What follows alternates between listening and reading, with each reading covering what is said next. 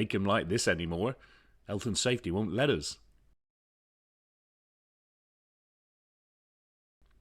Hutton Orbital, our whole plating is made from recycled Frey Bentos pie tins. No, really, you can smell the gravy.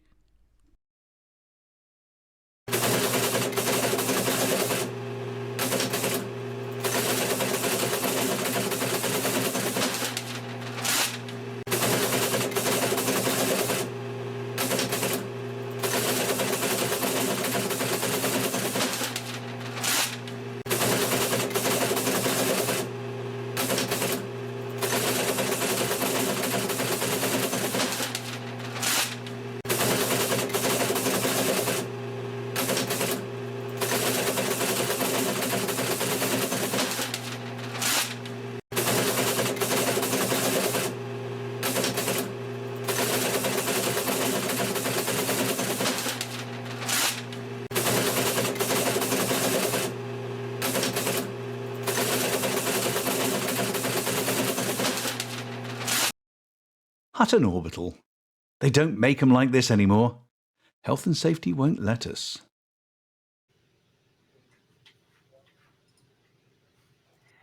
The 25th of January is the birthday of Scotland's favourite poet. Yes, it's McGonagall's night, when we celebrate the life and work of William Beryllium McGonagall. Since haggis has been extinct since the Great Purge of 3293, we eat trumbull instead these days. As always, there is the address to the trumbull. Humble bumble, deep-fried trumbull, makes my mouth water and my belly rumble. Iron brew and plenty of chips, wee fat fingers and greasy lips. All those calories go straight to my hips. Waistband groans, willpower crumbles. Pudding arrives, it's frozen trumbles. And jelly. Now, dear listener, I take my leave. Stalled long enough for the crew to arrive. One last thing. Our mics alive.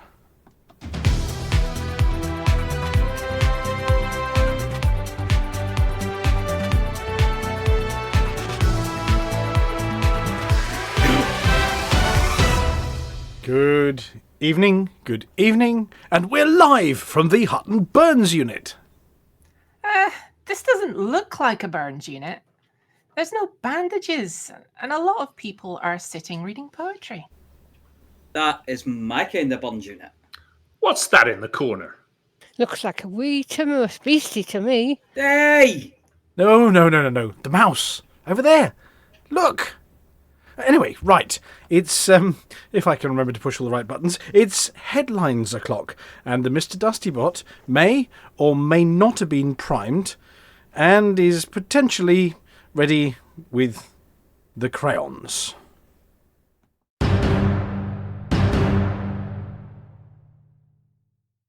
Colonia upheaval as enemies circle Fort Mug.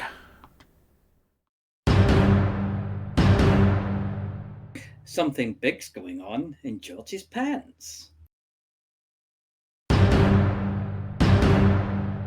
You think it's messy in the studio? Just take a look at Too Hot, Too Messy stats.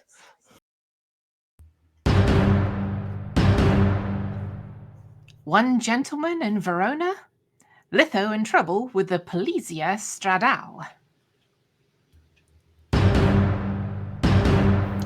And I'm going to peek at the league tables to see where we should be ignoring next.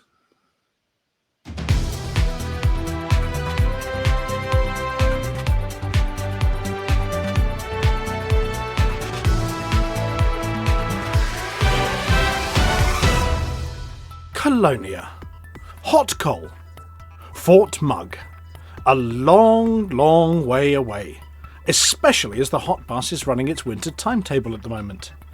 Just the perfect sort of location for a sneak attack.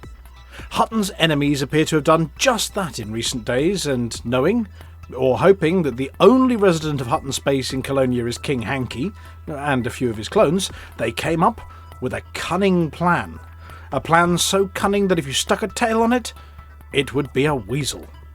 They'd attack all of Hutton's systems in Colonia all at once, which led this morning to someone having to change the light bulb back at HQ in the bubble, sound the Awooga waltz and declare a bit of a snafu over in Colonia. King Hanky is surrounded on all sides. He's fighting them off with the office furniture, he's laying about the miscreants with anything that comes to hand, and that has included battering one or two of them with a statue of himself he had commissioned for his office. He's been loading chess pieces into his manticore, the ammo ran out hours ago, which apparently works a treat as a high-velocity bishop to the buttocks is enough to send just about any space pirate limping home again with tears in his eyes. At one stage, without any chess pieces left and no bayonet to affix to his manticore, Hanky gaffer-taped a rolling pin to the end of his weapon, taking inspiration from the kitchen implement damage Flossy's capable of inflicting, and battering a number of them insensate before leaving them to prove in a warm place for hours. So this is an all-pilots bulletin. Are you the hero that Hanky needs? Saving Private Hanky is showing at all locations en route to Colonia. And Lieutenant Hanky, and Captain Hanky, possibly even Admiral Hanky, all the Hankies. It's a full scramble to Colonia to help out in Eol Procol Centauri, the home of Fort Mug, Tyr, where there's an engineer, and Pythias, where there are snakes. Lots and lots of snakes.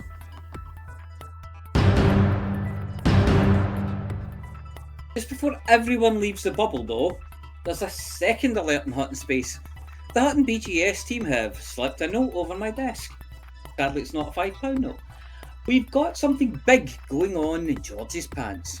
For the first time in years we're actually in danger of losing Zanka platform and by association the system itself. The Crimson Permanent Interference Corporation, bad Monty Python pun gone wrong, and local troublemakers are making a bid for the pants and they're using skullduggery and underhand tactics and lasers. Lots of lasers. We of course forgot to notice until we were 2-2 in the war, so we scrambled the Montgomery Python to the scene with Vantian and the carrier hot property, and they're fighting the enemies off focused around a local botanical settlement which for inexplicable reasons the Crimson Avengers have decided to use as a base. There are a number of pilots taking part in the space combat zones, but since it's been a long time since we did much of those, it's slow going. Leia Wolf has authorised the use of all and any tactics to keep her hands firmly on the pants and is threatening to give a stern look to anyone that causes her grip to slip. So, anyone whose range doesn't extend to a quick flit to Colonia to help Hanky out there, make George's pants your next stop. Stick a few bonds on the board and make sure that the Crimson lot get red on them ASAP.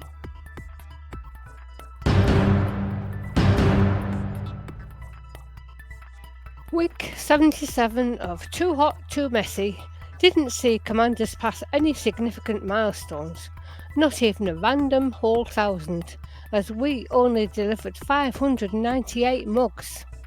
This is the lowest weekly tally since the event started, and the 4-week average is back under 1,000, and given the start to week 78, is certain to stay there. It's all gone quiet at Hutton. Too quiet. We're not sure if it's due to rumours about a massive blockage in Cubicle 3, or because the budget clones for you sale has ended. The approaches are clear enough, although there are some repairs throughout. They are taking advantage of the quiet time to repair some potholes in space/time and plug some micro wormholes which have been causing issues for traffic. So parking is not an issue. Just remember Commander Steve King is likely a bit lonely out there, so why not flick the V's out of your canopy window or something. Speaking of Steve King, he did 2 runs and the best time was 1 hour, 24 minutes and 36 seconds.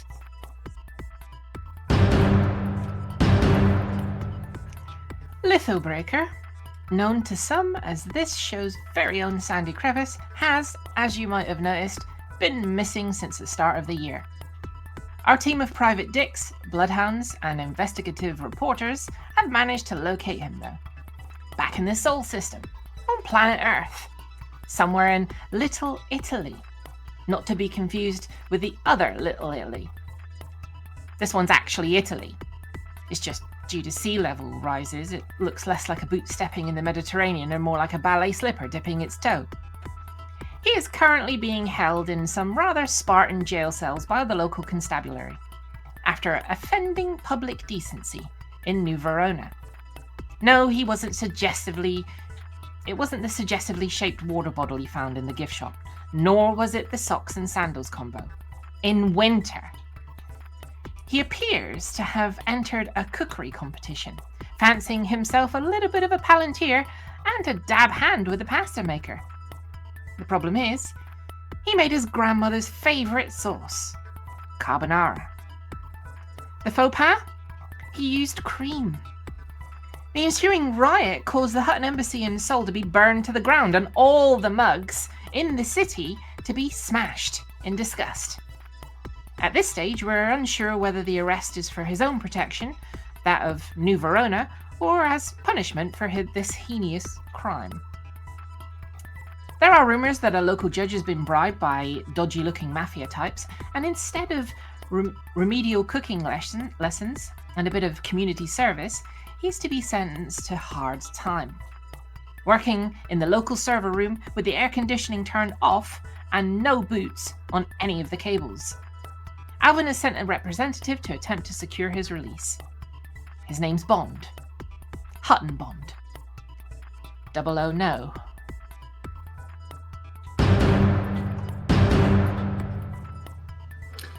Things are going through somewhat of an "over Alvin's sake will January never end" vibe in Hutton Space this week. 5 systems are on Alvin's report, and for the second week in a row, they are all in the 30s. And 4 systems need your help. More on those stories coming up. For the second week in a row, Ross 671 has fended off Barnard's Star to maintain its extended grip on the wooden spoon, ending the week a point up on 31. The 10-point gap to second place that opened up last week is extended to 13. 2 wars are tying up all but 12% of system influence, so give this one a miss if you're looking for somewhere to boost.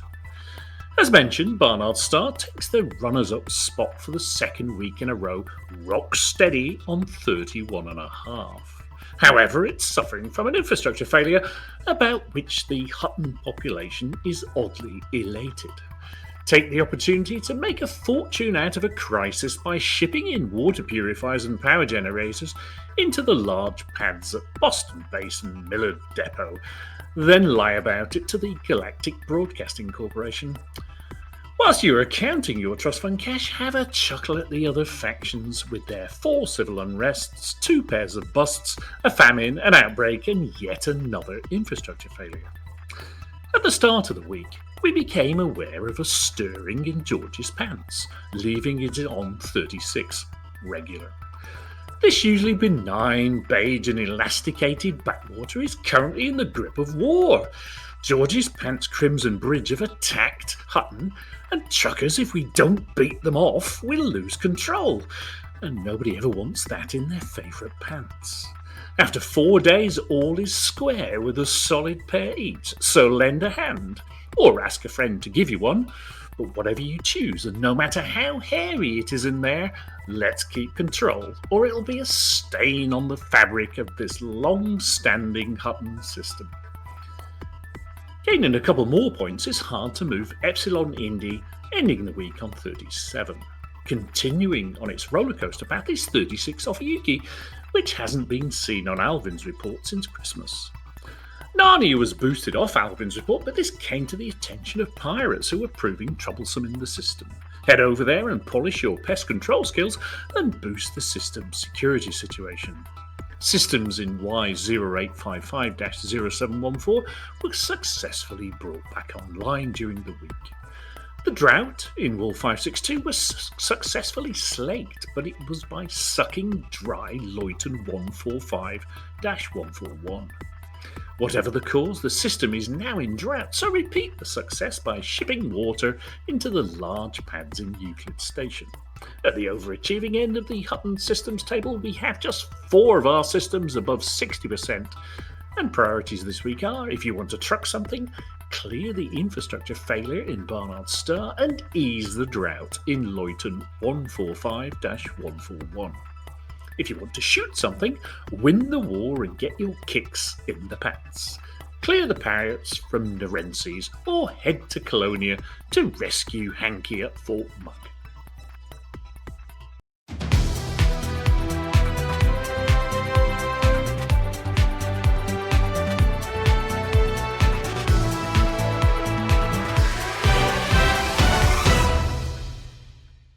And we're back in the studio.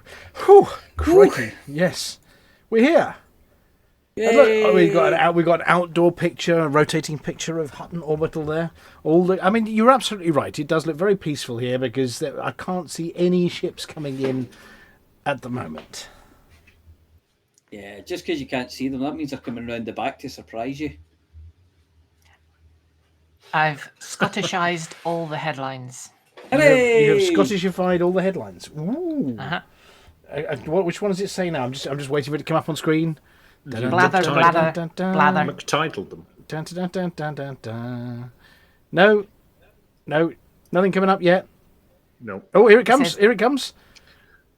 Oh, there we go. Blather, blather, blather. Oh, that's Scottish for something. Not Normally blather. it says banter. No, Yeah, blather. Normally it says banter. It was a failure Banter, to banter, ticker. banter. Anyway, Blather. I'd forgotten. Blather. I'd forgotten it was Blather. Green Room Week this week. Leather. Yes, that too. I'm sure I met her once. Anyway, skin like leather. There's a poem about that. Anyway, it is a Green Room Week, but before we get to the Green Room Week, we're not going to ask any details about the presenters. I'm just going to introduce them. So we have Amelia. Good evening, Amelia. Hello. There was supposed to be a Scottish answer. On the I kind of knew. There we go. we have McChicks. I kinda knew you fucking assassinate. What the heed? Dinner. And we have Tartan Flossy. Oh, good evening. That too. And we have obviously our own resident North Britisher who is probably celebrating with neeps and tatties as we speak. It's the apology officer. There's a moose loose about this hoose. Yes. Yeah. I love neeps. And Oh, the deep tatties. fried. Yes. And tatties, yes. And Yeah. haggis. You can't have haggis, you have to have trumble now. Yeah, we'll Trumble. find out about the haggises later. Because Haggises, apparently there aren't yes. any real haggises left. We can only go with something else. But we'll Yes. find out about that bit a little bit later. So, this week I heard rumours, I heard rumblings and grumblings out there in you would the have done. Galweb that there was news of a Frontier live stream. Oh, be There's it always yourself. news of a Frontier live stream. What there isn't is a Frontier live stream. This is true. There's been a disturbance in the Galweb.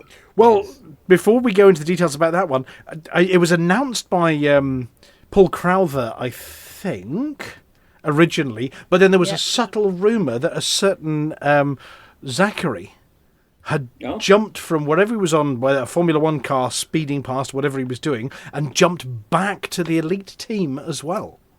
Well, Yay. did he ask us if he could come back? I'm sorry. Yeah. No, I think we Did said, he please, we want our live streams back. Could you come back, please? And The there was other thing is, did he actually ask to come back or was he sent back?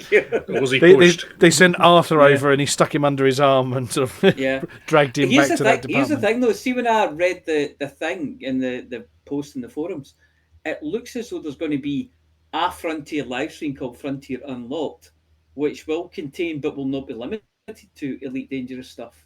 I think it's going to be... Well, the official all of the announcement. Everything. I think we've got a paste of the official announcement in the script here in front of us. Oh, okay. So what did they say about it was the first thing. Commander Chicks, would you like to read the official announcement? I can't. I'm just coming into land. Oh, you're coming into land. Well, somebody imitating Commander Chicks. That would be Amelia. Amelia, quick. Pretend to be Chicks. Pretend to be introducing Frontier Unlocked. I don't think I'm good at this. A brand agree. new monthly, yeah, right, live stream, bringing you news and reveals across all Frontier games. This new live stream will take place on the last Wednesday of every month and will focus on the content that matters most to you, updates and news about all your favourite games. This is shrinkflation, isn't it? You forgot to say Dyson with death. Is it Dyson with death? And that link goes absolutely nowhere. Hang on a second. A new live stream series. Here we go. Was there any other information? Here we go. So Paul Crowther's take on it said, we have lots of exciting news to share about what's coming for Elite Dangerous that will make you happier than a member of Azimuth Biotech doing research without ethical oversight. And apparently, Elite Dangerous drops will be available, which means there might or might not, maybe, possibly, be some for Elite Dangerous partners, such as Hutton Orbital Radio, which is on the day afterwards, where we can analyse all the dinosaurs, roller coasters, spaceships. I mean, yes. I mean, the Thargoid stuff's great for those who are into it, but it's been a while and I'd like a new ship. I've still not fought any Thargoids. Oh, I haven't seen a Thargoid for 5-6 years. Yeah, I've killed the angry Earls. I got interdicted by them, but never. Yeah. Right. Well, I tried to biopsy one and then realised that it must have hurt. It came after me. It was noticed, by the way, by the various communities that Frontier have, that this is a shared live stream across various titles. So over in the, I'm just going to quote verbatim. Can we go first so I can just turn it off after? Well, this is exactly my point. So, over in forums for roller coasters and dinosaurs, somebody said, "Yay, that's awesome! You guys are so awesome." In another one of the forums, it said, "It's so weird to be on a part of the Frontier forum where I can't recognise most users," from Planet Zoo, and. What a bunch of new faces. I'll see all of you over on the stream. Hello from the Planet Zoo forums. It'll be lovely to see you all. So all this positivity. Meanwhile, in the salt mine. In the salt mine, it's a certain appropriate commander, Angus of North Britain, said, "I don't care about the other games, just saying." And then the Atlas said Elite went from having game exclusive stream to no stream to collective stream, where it may or may not be monthly. Moan, whinge, moan. I thought it would be impossible to pay less attention to Elite than before. I was obviously wrong. As somebody somebody came up with that old chestnut, the game is dying. It's very sad that the game is dying. Yeah, I've seen it all over the place. Okay. As long as somebody's covered that, because I feel that the people aren't paying attention if they haven't covered that. You have to say it at least once in any post. However, go on about when can we walk around our ships? However, the ever humorous Paul Crowther's response. So somebody got a bit salty, and Paul Crowther diplomatically stated, where possible, we will aim to give a heads up about which games will be talked about, and with luck share a running order of the games before the stream. I will say, however, that Elite will definitely play a significant role for this one, as we will be talking about what's in store for 2024. Ooh. Yeah, I mean, the Dark stuff's been great for a lot of people, but I want a new ship. And in terms of a new ship, or I want a new presenter, I can give you a new presenter. New ship. When you say a new ship, what kind of new ship? I don't just say Panther Clipper or anything. No. Do you want a small Moray starboats? What size? It's like going in for a pair of pants. It's like, I don't know. I'm kind of thinking maybe something that would help support like ground stuff. If you're going to, Two things. Yeah, the last new ship was a combat ship, so it'd be nice to have something. What was the last ship? Yes, it was a Mamba. Number 5. Yeah. Mamba number 5, yeah. Mamba was the last new was ship. It like and that T10? No, the chieftains and stuff were after the T10, weren't they? Because they wasn't it? No spoilers. The T10 came out when Thargoids came out because it was launched as the Thargoid killing ship. So the Mamba was older than that. Who was the chieftain? The chieftain was a Thargoid killing ship. Oh It no, the was a- crate came well after the crate Phantom and the Mamba all came out round about the same time, and they were the last 3 ships. Okay, The go, thing is, Amelia. Go back to your point. Yeah. Yeah. I mean, the thing is, even if they did introduce a new ship, are you really going to give up your Type 9? Yeah. It depends I've on got a the cutter. new ship. Nah. You've got the Type 9 and the cutter. Do you want something big like that to cope? Well, unless it was massive. I said, Yeah. don't say Panther Clipper. Yeah, but the thing is, what are you really going to do with a massive ship? But there's massive ships. Well, in the you've game got already. you've got a Yeah, fleet exactly. carrier. Maybe new Well- variants on the fleet carrier. I don't know. For everybody who's got the cutter stuck sideways in the slot, do you really want a bigger ship? Nope. Yeah, We need a. No, What you ideally want is a ship-sized ship. Is a ship-sized ship. A slot Or a new size- ship launch ship. I don't want anything mining that's even ship launch ship. harder when you're getting addicted, like a T9. Unless you want it in lead hard, boots, yeah. diving Ooh, boots. do you know what would be lovely? A wee shuttle.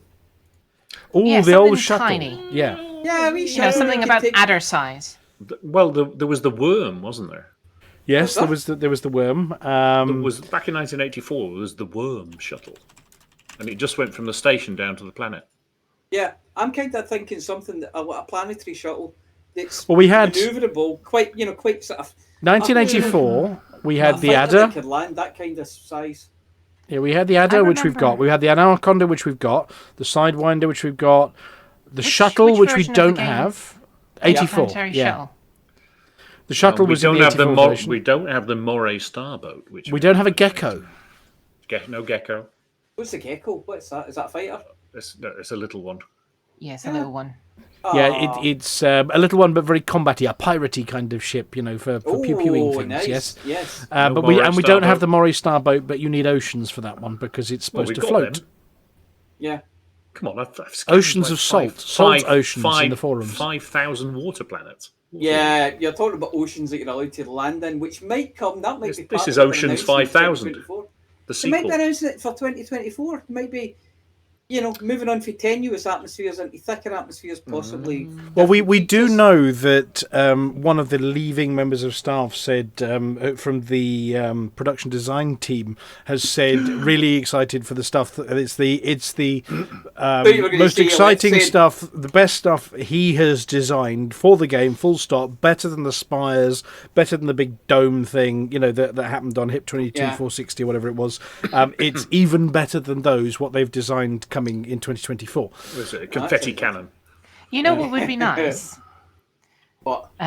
No ships being able to land on atmospheric worlds. Yeah. Yeah, that's a big well, step. Yeah.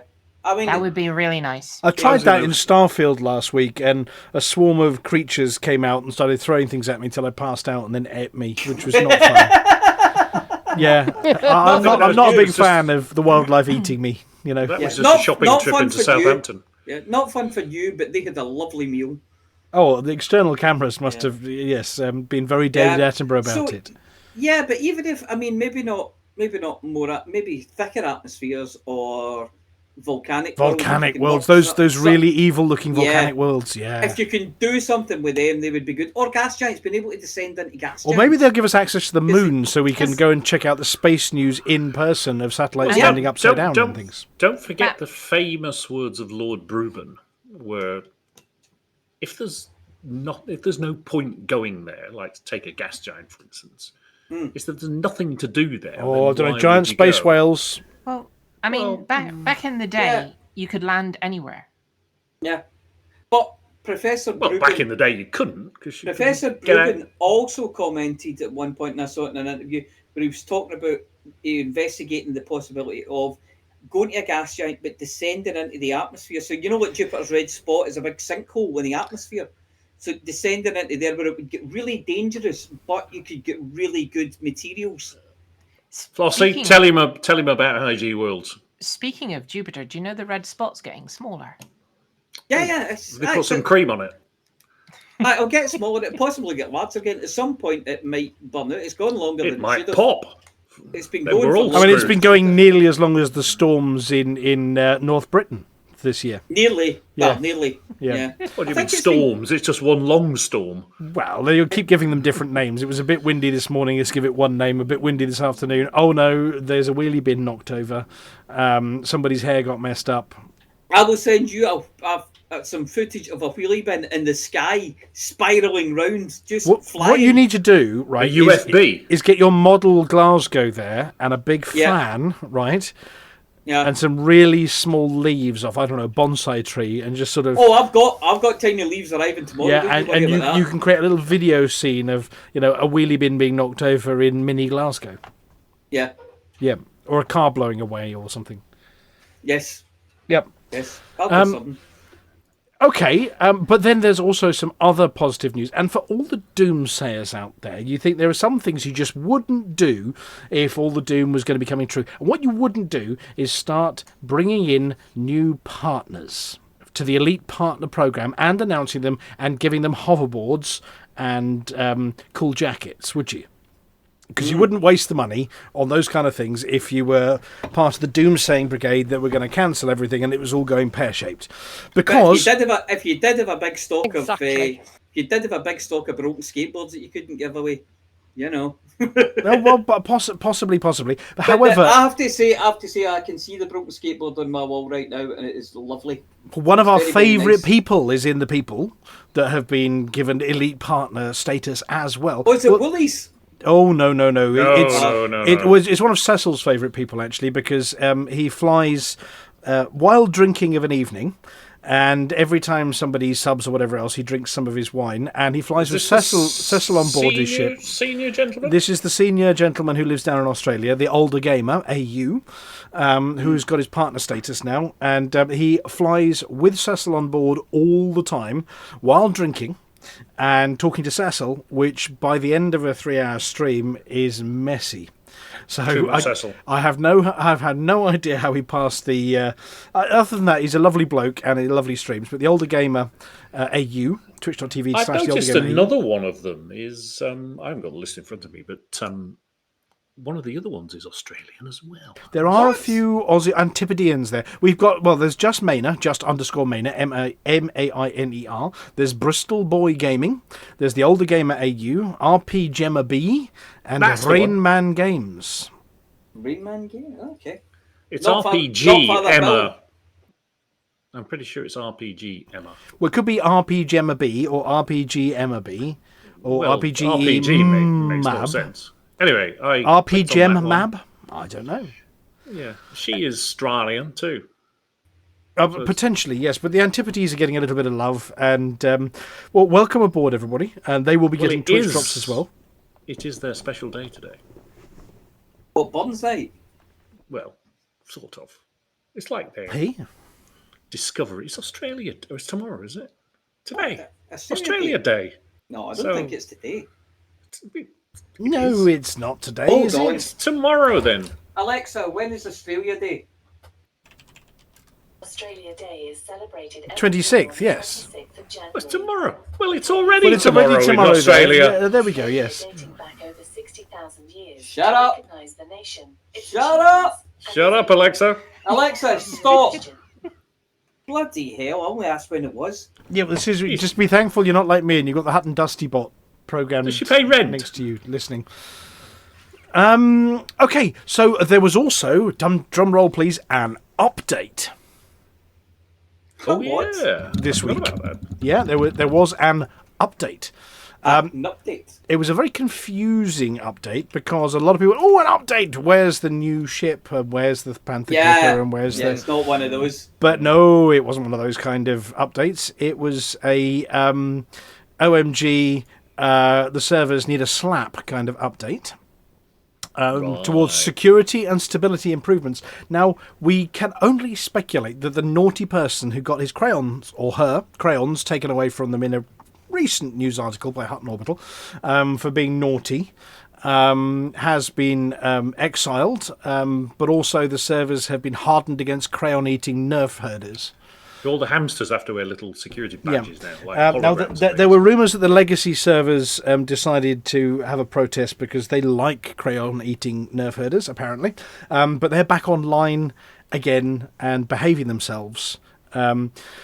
So yes, Paul Crowther sort of stuck his head above the parapet and was keeping everybody informed about that update. Everybody moaned, "Where's the patch notes?" And he said, "There aren't any, because we didn't patch anything apart from security and stability improvements." That is your patch Yeah, note, we're not going Mark. to tell you what we did. Well, exactly. Either that or it was Yeah, tell us what you did. secret squirrel stuff, shh, top, hush, hush.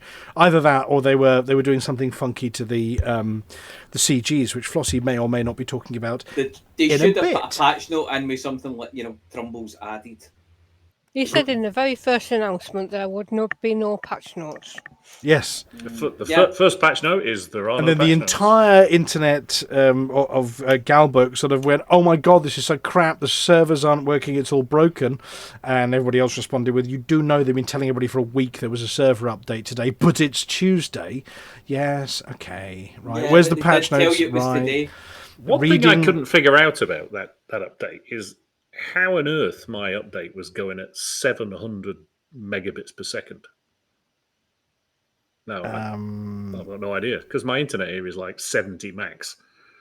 I'm Oh, like, because it was what? verifying files at the same time. So it was sometimes it does that when it's Okay. doing a local verifier of files and a small update. So it treats the local files you've got that it hasn't patched as updated, if you know what I mean. So Yeah. yes, it will have been Makes going more at sort of sense. internal speeds for most of it, and then patching the odd little thing. All excited for a few seconds. Your internet didn't get faster. Unfortunately, it was doing a lot of it Well, internally. It did actually. Oh, 'cause Volcaris.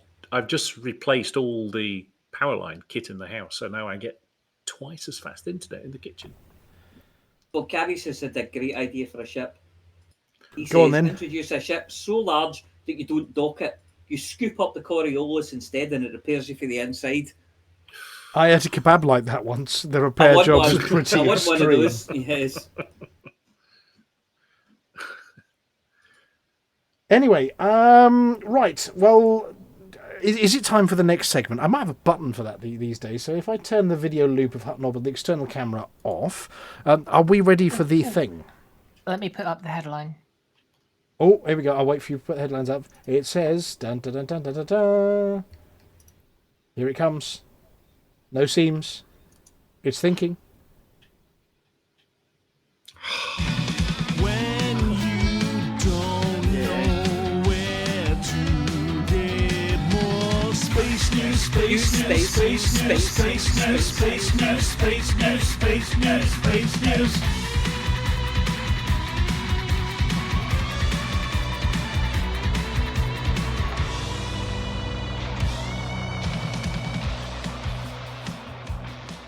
Okay.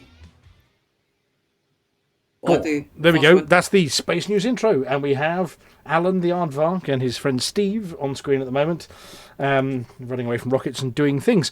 Right, Space News. I better turn that bit off, having just found it, and go with our very, very first article of the day, which is... Dun, dun, dun, dun. Rest we lander in sweet repose. Oh, no. Land right way up and Seems. he'll squash your nose. Here we go. Here's a picture for you. Right, okay. So the first one is Japan lands on its nose. Hello? Hey. Hello. Okay. Tell me about Japan landing on its nose. Japanese moonlander crashed, face planted the moon. Right. It was only 50 metres or so away from its designated landing point, I understand. And the wrong way up. They said success would have been within 100 metres, so that bit was successful. Yeah. And it was supposed to land on its side, nicely on its feet, with the solar panels pointing towards the sun. No. Always works best. No, that part didn't happen according to plan. Well, it's kind of doing a bit of a turtle, isn't it? It's a turtle disaster. It face planted the moon. So here on screen is how it's supposed to look when it's down. This was a simulated artist's impression, and here's what it actually did. It does look a bit comedy, like one of the pictures from our Space News graphics there. Yeah. Unfortunately, as a result, its solar panels are facing down. Yes. So I suppose if they can get some power reflected off the moon's surface, they might be okay. Now what they've said is actually the solar panels are pointing in the wrong direction, but as the moon moves, it might be that the sun becomes in a position in the sky where the solar panels will get a little bit of light. And it may spring back to life as long as it doesn't go into the lunar night, in which case the components won't stand the cold. Is it And not they'll like break. got a self-righting mechanism like they used to have in Robot Wars? Oh, yes. A Oh, Sreemec. a Sreemec, yeah. No, have a The Sreemec. Come Sreemec, on. yeah. It used to have a wee arm that would push it over, didn't it? to its Or it could balance? be, or Chaos 2 just used its flipper. It was, Yeah. They should have I put a think- flipper on it. and sometimes it did a triple backflip. and Now, just there run on was an points. interesting question from the floor about, okay, if the lander's over there, how did they get a picture of the lander, Yeah. not from the lander? Now, sometimes, like on the ones on Mars, they're on the end of a big selfie stick, and you can't see the stick, Yeah. so it looks like it's looking down at it. But so, how did they get that picture Because of it it's got landing a- on its nose? Has a Wait. little friend.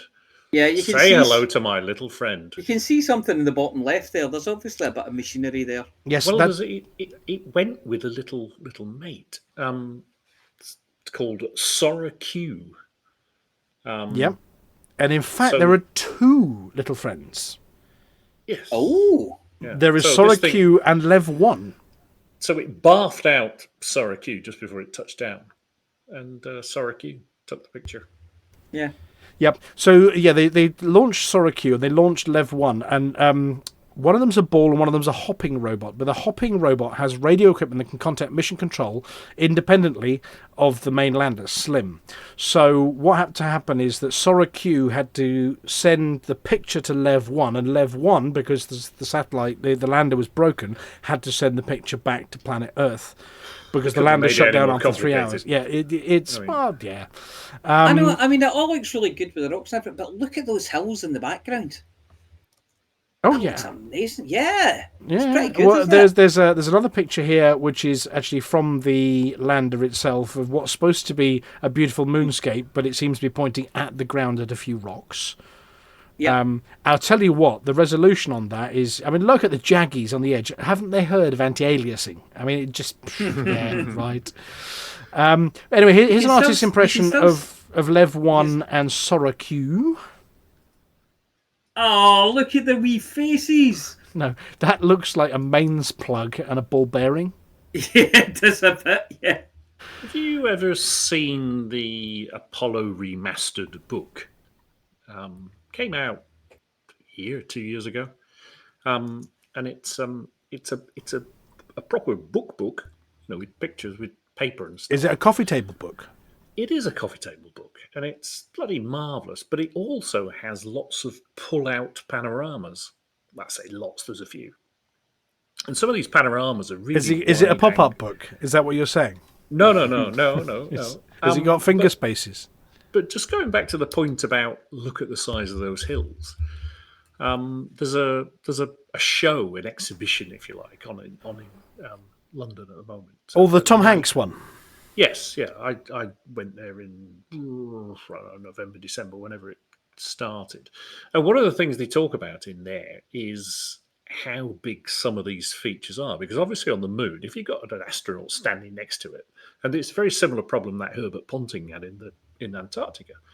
So they used to get men and put them in the picture to give an impression of scale of things. But you got the same problem on the moon, and they were describing some of these. He said, well, that rock over there is about the size of a house. You think, crikey. Some of these panoramas are massively wide-angle cameras, so stuff in the background looks like a little hill, but it's actually the size of the Alps. And he's trying to, because that little valley there on the right is basically 2 miles wide. You think, Yeah, it's like you see pictures of Olympus Mons, and you go, no, that's not very big. It's a dimple on the surface of Mars. And then they tell you the right. numbers, and it just, no, that doesn't look that big. And you realise the escarpment around the edge of it is higher than most mountains on planet Earth. Well, Just the it's little one of- edge, Yeah, it's isn't it like 1.5 times the height of Everest or 3 times the height of something? It's absolutely massive. Yes. Oh, Olympus Mons is huge. But yeah, if you get chance, if you see that book, it is marvelous. I'm just looking now. It's about the 39, 40 quid mark. Yeah, it's But 40 quid. It is Yeah, I'm just marvelous. looking at I bought myself a copy for Christmas. You are good to yourself. Yeah, you are. Marvelous. I treat myself well. Talking of that one, whoa, now it says here, cosmic ripples rhymes with. Cosmic. Ooh, let me think. Raspberry Ripples. Yeah, close. Raspberry ripples, yes. Triples. The triples, Yay! yes. Tribbles. Oh, trouble with tribbles. Okay, Ah, dear. okay. So, apparently, the most ambitious and most expensive space mission ever mounted by Europe has been given the formal green light. What is it? Running big laser. Well, it's called LISA.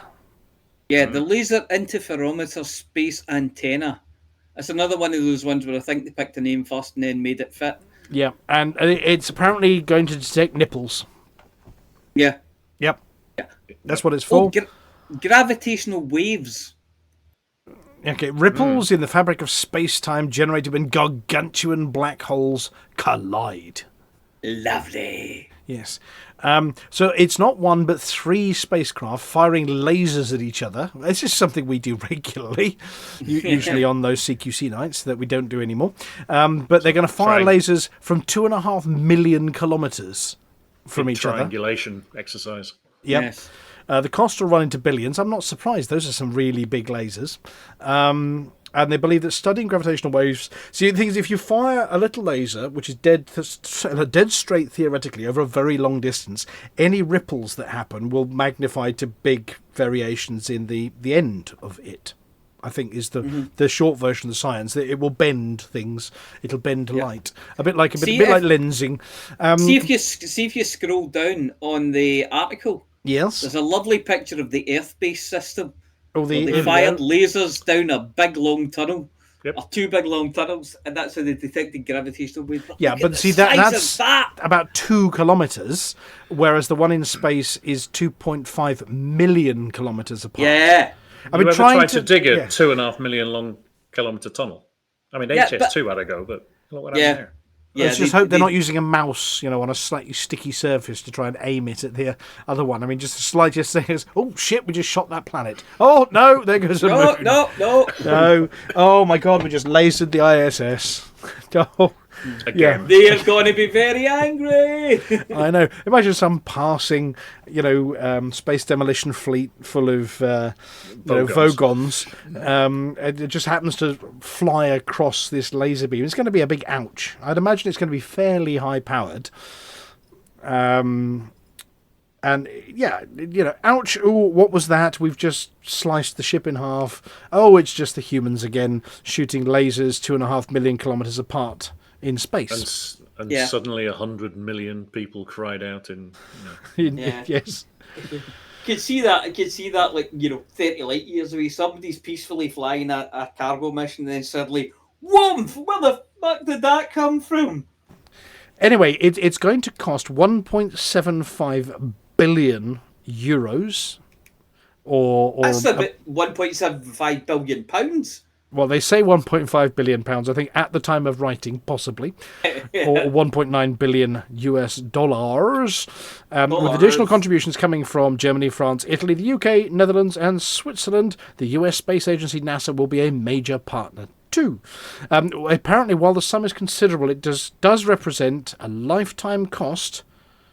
And the complexity of the mission means it will not launch before 2035 at the earliest. Apparently, it's going to cost each European citizen a cup of coffee. What? I'm very sceptical of three significant figures when they quote about things like that. I remember Tessa Jowell saying the Olympics were going to cost 2.785 billion. I thought, yeah, right. And that was 5 years before we started building it. Well, coming back on target, I'm gonna scroll down. Hang on a second. Here we go. Here's a picture. Sometimes those figures are like, if we build it all today, that's how much it would cost. Bringing it back to North Britain, by the way. There is a comment from Professor Harry Ward from Glasgow University, UK, the North British bit. Yes. Apparently, according to Professor Harry Ward, it's all about size. Is it Professor Harry Ward? Is it really? Yes. With LISA, we're talking about sensing the coming together of black holes that are 1 million times the mass of our sun. There we go. Mm-hmm. Yeah. Yeah. So we're going to be probing things, Yep. I suppose it's a kind of a galaxies crashing together kind of thing. But- But that's when you get these supermassive black holes combining. Yeah. is when Not galaxies- only does it mention North Britain, it also mentions a certain place called Alpha Centauri. In the article, it says scientists talk about picometers, which are a trillionth of a meter. Anyway, if you scale it up, it's the equivalent to measuring the change in distance to Alpha Centauri to about the thickness of a piece of paper. Wow. That's how accurate this thing's going to be. That's Apparently. pretty scary. And apparently, for the uneducated, Alpha Centauri encompasses the closest star system to Earth and is more than 4 light years away. And in fact, if you go to Proxima Centauri, you want to add about 0.22 light years to that. Oh, we know. We know. we know. Or, We live there, mate. or about an hour and, 24 minutes and a Gareth Hardy. Yeah. Yes. Oh, he's 1 hour, 22 minutes, 20 seconds. Well, there we go. Yes. Now, obviously, the UK Space Agency has given its support, although this has the reservation that a business case still needs to be made to His Majesty's Treasury. Good luck with that. Yeah, they're not going to get Yeah, money because from apparently the one of the UK. major data distribution centres will be hosted in the UK. What? Yep. And they Possibly in also Glasgow, do you think? and there's also a Venus thing going on as well. Envision. At the same meeting, they talked about this when they talked about Envision as well, which Okay. is the studying Venus. NASA chose 2 of its own called Veritas and Da Vinci Plus, but Europe's got Envision. Okay. I know Um, did they not map Venus using radar? Is that not what they did? Yeah. Because they couldn't see through the clouds. Yeah, I think James Webb has just taken a really, really detailed photograph of Venus. James Webb. I saw it this morning, I think. I don't know where I saw it now. I'm going to do a researchy poo for that right now. Perhaps it isn't James Webb. Oh, well, James Everything's Webb's the James answer to most exciting It sort is of these days, pictures yeah. at the moment. It Yes. used to be Hubble. But here we go. We got the Envision spacecraft, and here you go. Radar will be used to penetrate the opaque clouds of Venus, and there's a picture. Apparently, Venus has continents, or sort of. They're called tesserae, the continents on Venus. Apparently, they're the Venusian equivalent of Earth's continents. Incontinence. There we go. Apparently, they're high and deformed, and represent the oldest terrains on the planet. And they're wondering if they're made of basalt, possibly implying fresh virgin magma erupting onto the surface everywhere. All of a similar composition. My teeth aren't in, but it might be granite or other flavours of rock. They know that there's some... But, they could go there and make curling stones. Imagine that, a Venusian granite Doesn't it curling stone. rain pumice stones or something over on Venus? Isn't that what was postulated? Sulfuric acid. No, it does. Here we go, and they want to track down active volcanoes, and they're going to do repeat imaging in specific location, artists' impression of what a volcano looks like on Venus. I know they've done stuff about some of it being really, really radar reflective material. So they don't know if it's some kind of metal on the surface. They think it's like some kind of snow made from something radar reflective.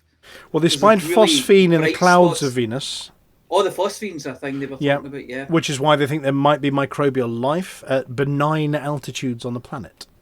Yes. And they've checked that out as well. They keep checking it, and everybody who checks it finds it. You know what I mean? So it's one of those things where they think, well, it's definitely there. You know, because everybody who looks for it finds it. You know? Yes, but the Peter Beck, who does his satellite launches in New Zealand, apparently is sending his own mission in 2023 as well, and he's actually sticking a probe into the atmosphere to get better information on the composition of the clouds. So he is going to visit atmospheric worlds other than Earth before we do. Okay. Apparently it's in a search for tongue twisters, especially for Amelia, putative phosphine. Oh, putative phosphine? Yeah, for Amelia, Putative phosphine. Putative phosphine, yes. No, ordinary phosphine. Putative phosphine. Putative. Phosphorus phosphine. Well, No, putative phosphine. they're postulating about putative phosphine, yes. So, unless anybody has any other space news, I think it might be time for me to push the space news button again. No? No. But one of the reasons I kept the Space News short, I didn't add any more, was because it's a green room, which... Well, let's exit the Space News first. Hang on a second. When you don't know where to get more space news, space news, space news, space news, space news, space news, space news, space news.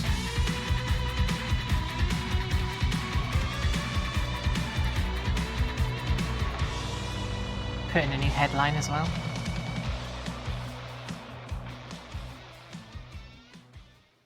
Right, Chicks, you were saying? Well, the reason I was going to keep the Space News short, obviously in vain, was because tonight is a green room. It's the last Thursday of the month of January.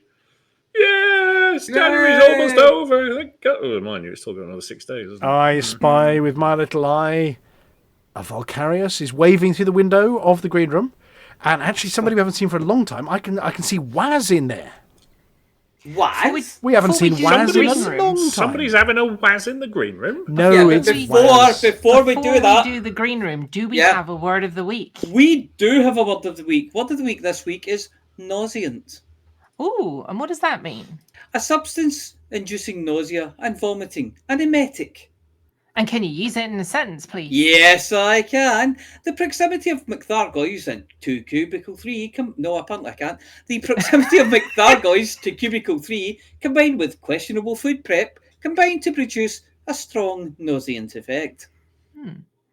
And Hook. for those looking for the spelling and meaning, I am putting it on the headline now, And I'm although popping in it Scottish format.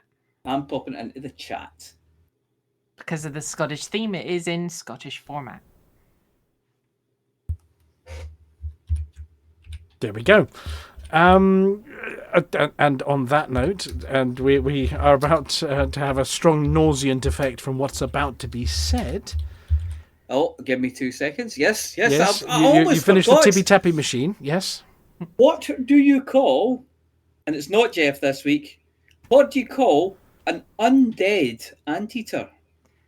Jeff. I just said it's not. Oh, you mean Jeff, not Jeff. No, it's not Steve. him either. No. What do you call an Beth. undead... Oh, Beth, I remember Beth. What do you call an undead anteater? A graveyard vark. Avark! Avark! Oh, God. Are we ready for Flossy bits? Waiting for Flossy bits, yeah? Ready? I'm ready. On your marks, get set, go.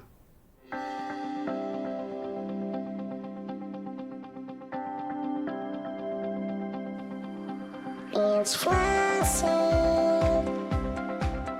It's Flossy. It's Flossy. It's Flossy. And the community goes.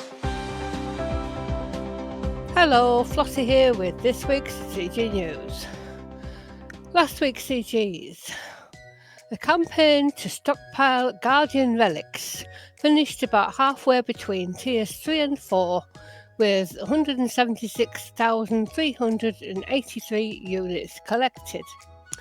The top 75% of contributors get the Alliance Chieftain Guardian paint job. And the campaign to acquire unclassified relics completed at tier 4 yesterday, Wednesday 2041 UTC, with 60,041 units collected. Rewards for the unclassified relics CG are cumulative. The top 75% get the Federal Corvette Guardian paint job, and the top 50% the Imperial Cutter Guardian paint job. There has been a Galnet report about it. Shipments of Guardian relics and unclassified relics have boosted hopes of developing a weapon against the Thargoid Titans. the Aegis-led initiative gathered supplies of the crystalline relics left behind by the guardian species, as well as the unclassified relics that result when they interface with Thargoid surface sites. These were requested to support a project based on new theories expounded by the engineer Ramtar, considered the leading expert on Guardian history and technology. Aidan Tanner, who works as an anti-Xeno strategist for Aegis, made a brief comment to Vox Galactica. As always, we're grateful to every pilot who took part to support Aegis. I don't mind sharing that Ramtar is delighted and is currently refining his theory with the aid of specialists from all three superpowers. We hope to reveal more details very soon, but at this point it's worth managing expectations around the proposed anti-Titan weapon. It remains true that our existing armaments are incapable of inflicting damage on Thargoid motherships. But if Ramtar is correct, we may be able to reveal certain vulnerabilities by exploiting a newly discovered aspect of Guardian technology. A spokesperson from Aegis also revealed that Professor Palin is supporting Ramtar's research, stating, The most prominent engineers of our age are once again working together to defend humanity against the Thargoid threat. Aegis has confirmed that all participants in the delivery campaign can now collect their rewards from failure stock in the main system. There are no new CGs this week, so that's it for this week's CG News.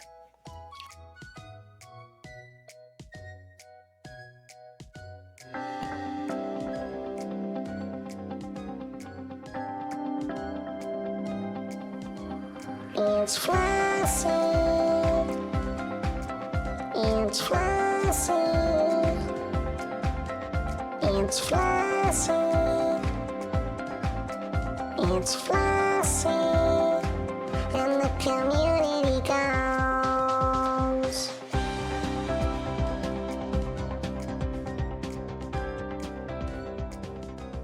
Do you want to switch the background music off? Thank you! And now, Seamless, it's over Seamless. to Beetlejuice the Motherspoon with the Galnet News Digest.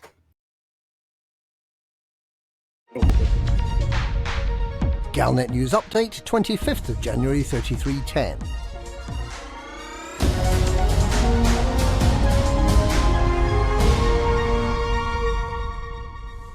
Professor Ishmael Palin will work together with Ramtar on his research project to expose vulnerabilities in the Thargoid Titan hive ships. Last week's appeal for the Guardian relics and unclassified relics was well supported, with 176,000 of the blue Guardian crystalline prisms and 60,000 of the green Thargoid modified version delivered. Aidan Tanner of Aegis thanked everyone who took part, but was keen to set expectations that the project might not be a complete solution to the invulnerability of the Titans, but that it might instead help us to advance our capabilities. He said that having the galaxy's foremost Guardian expert and the most respected living Thargoid specialist working together may be our best chance of exploiting what he described as a newly discovered aspect of Guardian technology to reveal the Titan's vulnerabilities. He said he hoped to be able to release more details about the project soon.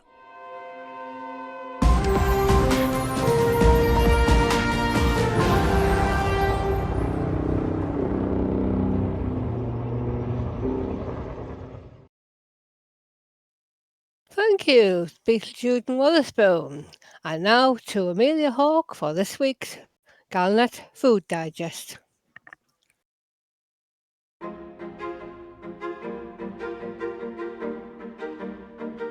You are about to listen to Amelia Hawke. She tries all the galaxy's most dangerous rare items, so you don't have to.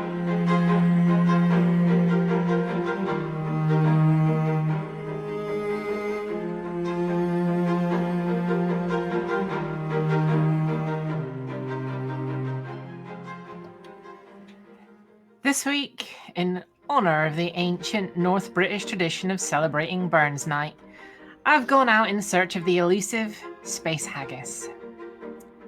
Centuries ago, a descendant of North Britain finally got fed up with all the memes and messages about asking about haggis hunting and descriptions of these timorous beasties, and set out to genetically engineer their very own, genuine, space haggis. His first challenge was to find a location, well away from prying eyes and, of course, the long arm of the ethics committee, to ply his trade. Gordon McTavish, scientist, visionary, haggis lover, and big game hunter, settled on the planet of Michael's D5, and known to locals these days as McTavish's Folly, and set about creating the perfect wild haggis. The planet itself is an Earth-like world with conditions across much of the sphere akin to the Highlands of Scotland, characterised by rolling hills, misty moors, and deep peat-rich valleys. The world was a perfect choice for a location to bring this creature into existence. The genetically engineered haggis is small, rotund, roughly the shape of a melon. It's covered in a dense wool-like fur, varying in shades from dark brown to light, heather grey, and even, on very rare occasions, vibrant ginger. Its most distinctive features are its asymmetrically sized legs, with one side being shorter than the other, a genetic modification intended to aid its mobility on the steep, hilly terrain of its native habitat. It possesses beady little eyes and a snout reminiscent of terrestrial swine, perfect for sniffing out its preferred food sources. This creature is an omnivore, with a diet consisting mainly of tubers, roots, and small insects. It uses its keen sense of smell to forage, its snout digging into the moist earth of its highland home. I've heard tell from locals that there are some very specific and traditional methods to hunting wild haggis. There are only certain times of the year when it's acceptable to hunt them. The rest of the time, they're left to roam free over the hillsides and fatten up, frolic, and, in true haggis fashion, fornicate, to ensure the survival of the species. In the wild, these creatures display a curious blend of agility and awkwardness, their uneven legs allowing them to expertly maneuver the undulating landscapes of their home. Their diet primarily consists of tubers and small insects foraged from the rich, peaty soils of McTavish's Folly. Preparing a space haggis is a culinary adventure. The creature's meat is known for its rich flavour and is traditionally cooked with a blend of local herbs and spices, encapsulating the essence of McTavish's Folly. The dish is often paired with neeps and teas, a nod to the Scottish heritage. So, today, even if it's actually Burns Night, and therefore legal to hunt wild space haggis, I've received my permit and have a guide, and we're stalking our prey. Rumour has it that the wild space haggis is absolutely incapable of seeing anything tartan, a peculiar eyesight deficiency, which has led to many a hunter using a tartan rug over a big hole as a suitable trap. But today, we haven't got the time or the patience to sit behind a rock, waiting for one of these rare and elusive creatures to just wander over my cloak. So, my guide has dressed me in a tartan skiing tight onesie. I look like a bizarre Scottish version of a ninja, with nothing more than my eyes visible. Every other square inch is masked in tartan. Crouched in the heather, blending, as far as any watching haggises can tell, perfectly with the heather. My guide and I wait for our first glimpse of one of these creatures. The air is crisp. The scent of peaty soil fills my lungs, along with the aroma of heather crushed under my feet. Ahead, I spot a pair. It looks like a breeding pair. A haggis laddie and its counterpart, a haggis lassie. My guide has told me that you can tell them apart as the lassies are a little more robust and sturdy than their less hefty laddie mates. It's rumoured that the very rarest and most prized of them are ginger-haired. As the lure, I've brought along a saucer of iron brew, A trick I learned from a gap-toothed old crofter we met on the hike up. It said that haggises, haggisi, can't resist the tangy allure. I pour a bit into a shallow dish and wait. Hidden. And there she is, a lassie. She can't resist the iron brew. She's only 5 feet from me now, lapping at the bowl while her laddie hovers protectively. I've got to be careful, as despite being smaller, the laddies will fight anything. They've been known to attack landing spaceships, large boulders that looked at them suspiciously, and even the odd tree. Suddenly, my guide, pulling a knife hidden somewhere about his skin-tight onesie, I have no idea where it was, leaps to his feet, screaming a blood-curdling noise and charges towards the pair. He's got it just right. The trick to catching these wee beasties is to approach them from their short-legged side, running downhill. Sensing the danger, the pair of them make a noise like a suddenly squeezed set of bagpipes. It began as a high-pitched squeeze, quickly morphing into a series of melodious, albeit somewhat frantic burbles. It was as if the very essence of Scotland, with its rich cultural heritage, was encapsulated in that single unexpected outburst. With the legs longer on one side than on the other, ideally suited to walking around round hills, grazing and foraging, haggises aren't built for running in a straight line. They both trip in their attempt to flee and go bouncing and rolling down the hill, accompanied by yet more of the bagpipe noises. After a headlong pursuit down the hill, after the tumbling bundles of fur and deliciousness, my guide, who apparently is called Hamish, though whether that's for the tourists or his real name, nobody knows, catches and swiftly dispatches the laddie. Surprisingly, he didn't use the knife, but instead headbutted it squarely between the eyes, felling it instantly. He did look like he'd tripped at the last minute there, not sure that was entirely intentional. Anyway, we let the lassie go. Apparently they're essential to the survival of the species, and the two of us haul the laddie back to our makeshift camp ready for dinner. I've eaten strange food all over the galaxy, and there's nothing that prepared me for freshly caught haggis. A nice glass of single cask malt whiskey, some neeps and tatties, and the distant sound of bleating haggises on the glen below us. This is Amelia Hawke reporting for the Galnet Rares McDigest. I've lived through the galaxy's most obvious cliche at dinner times that you don't have to. Now, why have I got a sudden urge to start spouting poetry?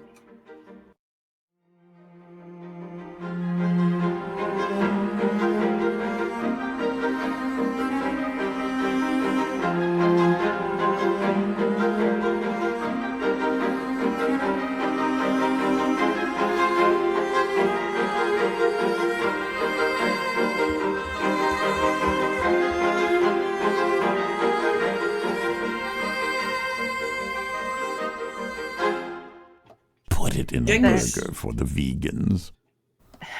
Well, Jing's Crivens helped my bob, that's all I can say for that. Well, I do love the pictures you took while on your expedition. I don't know whether anybody's been watching, but your photography's getting much better, Amelia. I mean, Yes. up in the base, there's Alan being chased by one of the feral laddies. There's nothing like haggis, neeps, and tatties. No, there's Hamish chasing the haggis down the hill with his really big knife. That makes me laugh so much. That picture makes me laugh. There's the lab where the haggises were bred. Yes, originally that's McTavish's lab coming up on screen. That's the rare ginger buddy. Wee ginger buddy. Ginger haggis. Look at the landscape behind them as well. Oh, look at those. Look at you in your tartan onesie and mooncake as well, and that must be Hamish before he's stripped off. And there's the gap tooth crofter. I am so gonna get mooncake a little what are they called? Bandana, tartan bandana. Oh yeah. And there's a woolly Highland haggis. I have to say that has to be the first time I've seen an environment suit with a kilt on it. Well, they must I've got exist. a headline for kilts. Hold on. And look at that one. He's so adorable. Look at this one. Crikey! How could you eat that? He's got a wee angry face. He does. But how could you eat that? And look, there's some. Oh my goodness! they've been at the Onion Head. Those two. Oh, a wee little laddie. That headline? Yeah, I read that headline. And here we go. There's the one that the apology officer took home to play in mini Glasgow, stomping through the city. There we go. Complete with his traffic cone on its head. Is that Robert Burns in a spacesuit reading poetry? Yeah, it certainly is Robert Burns with a timorous beastie in a spacesuit reading poetry. Yes. Yeah, I mean, Mr. Dusty, but I just that one, the one that's just coming up on screen. This one of Hamish chasing the haggis. I think Hamish is being chased by the haggis. Oh no, the haggis is very near and Hamish is very far away. Is that the one that looks like Ewan McGregor in a bodysuit?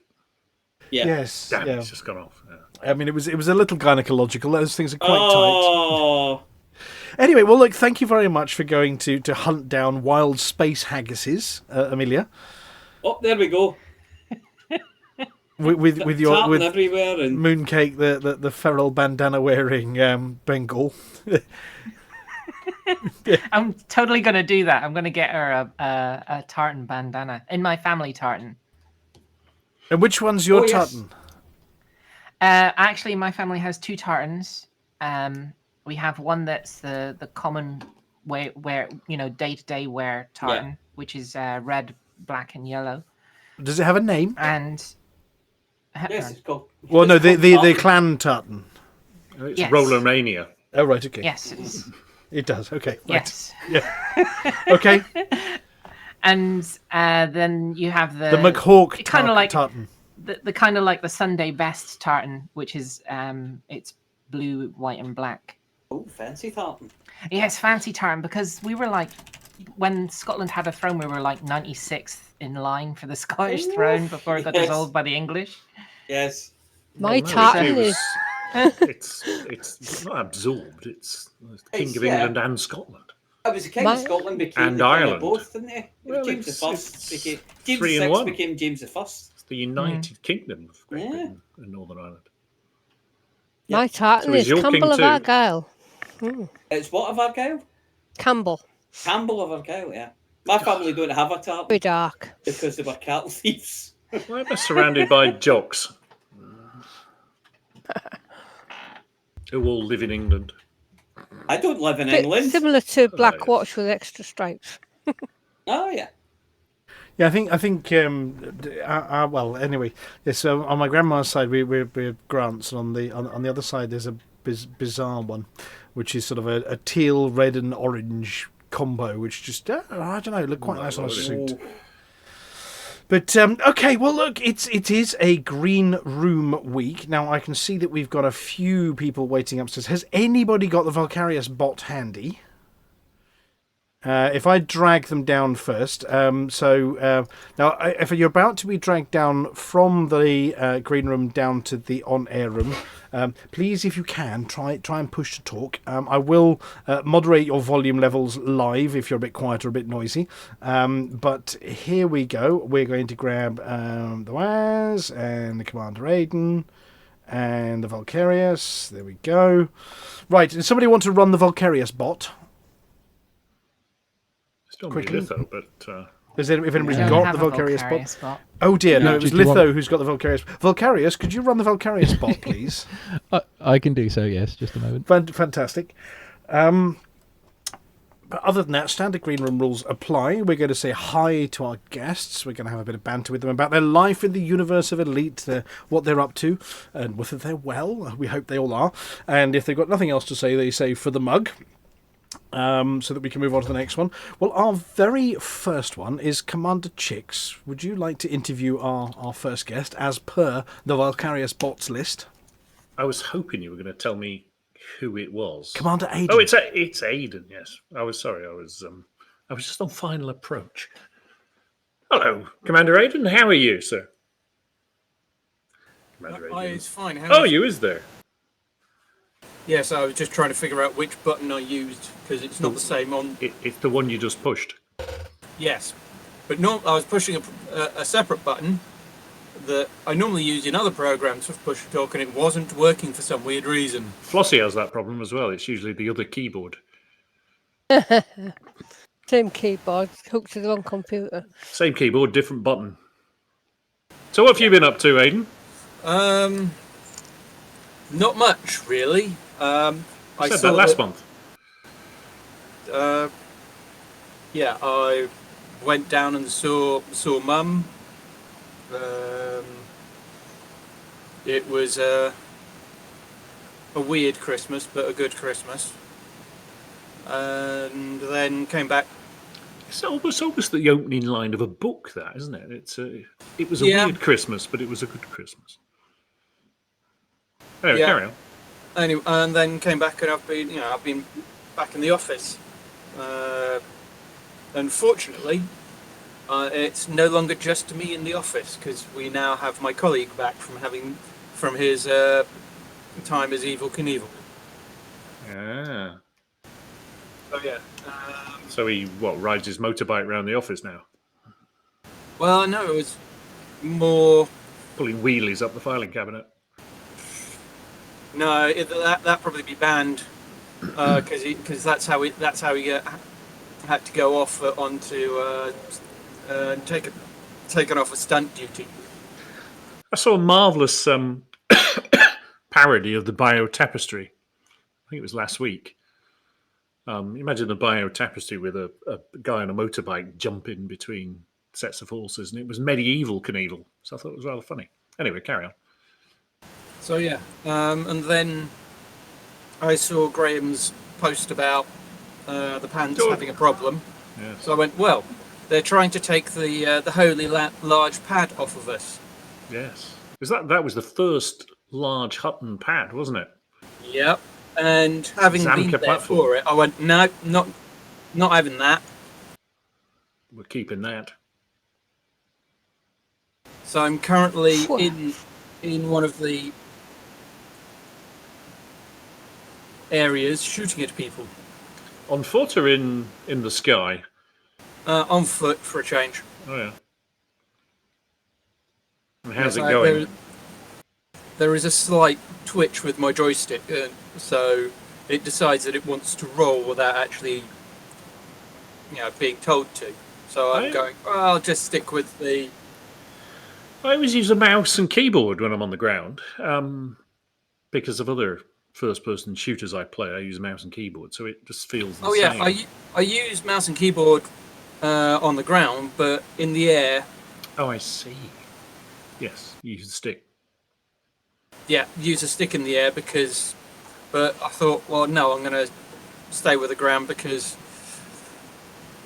I don't have to worry about the having to tell the machine, my Corvette not to roll at the wrong moment.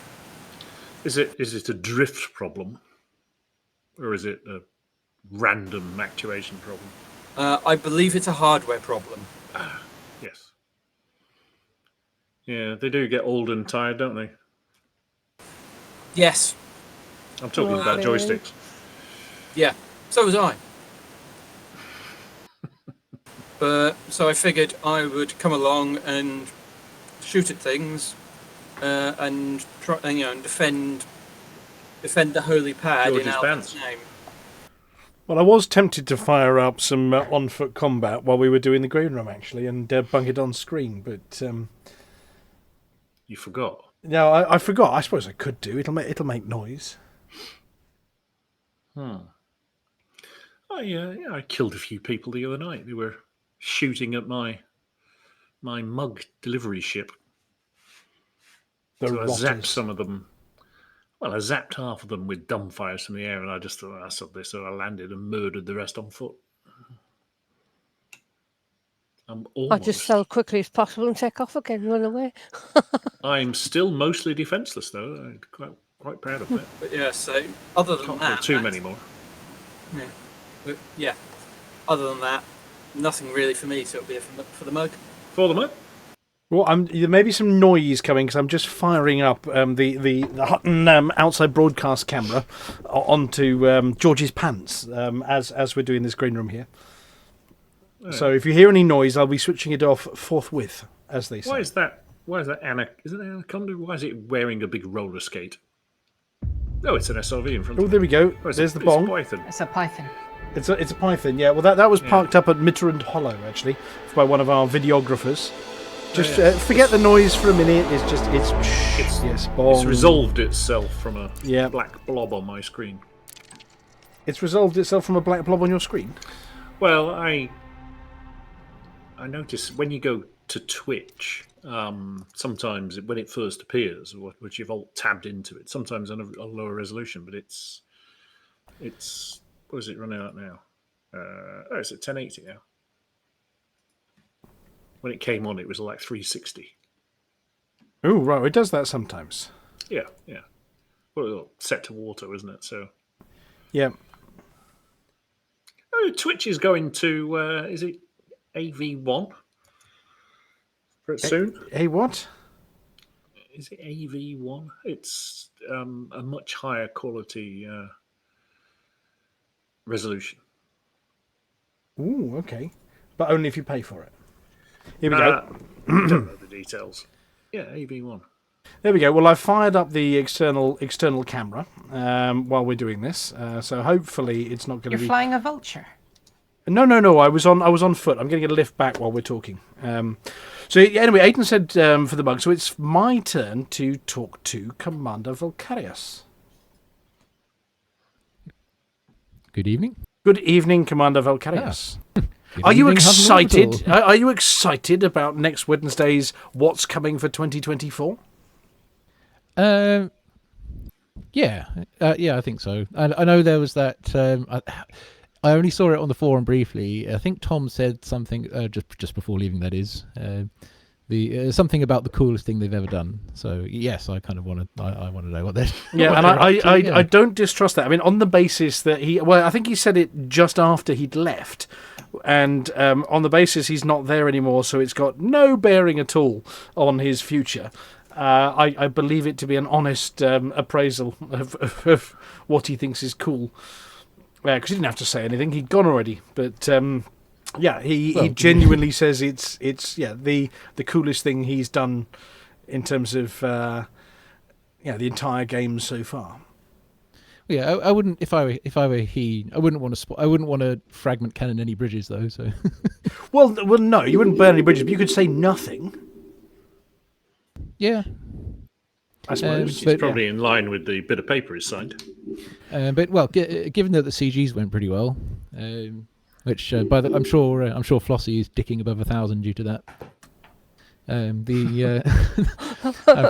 that Ramtar has all of his has everything he needs. Oh, his Grelic soup or whatever he's got. Yes. Yeah. I'm fairly sure that's probably supposed to kick off the bit of story for which they had to delay us a little bit artificially.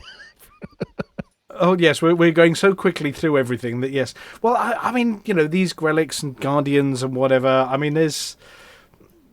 Is this bit of the story coming to a conclusion? Are we going to do another HIP 22460? And well, I'd imagine Galnet is probably going to cover that. I think Galnet will. The various characters will comment on the parallel with 22460 and how to avoid it.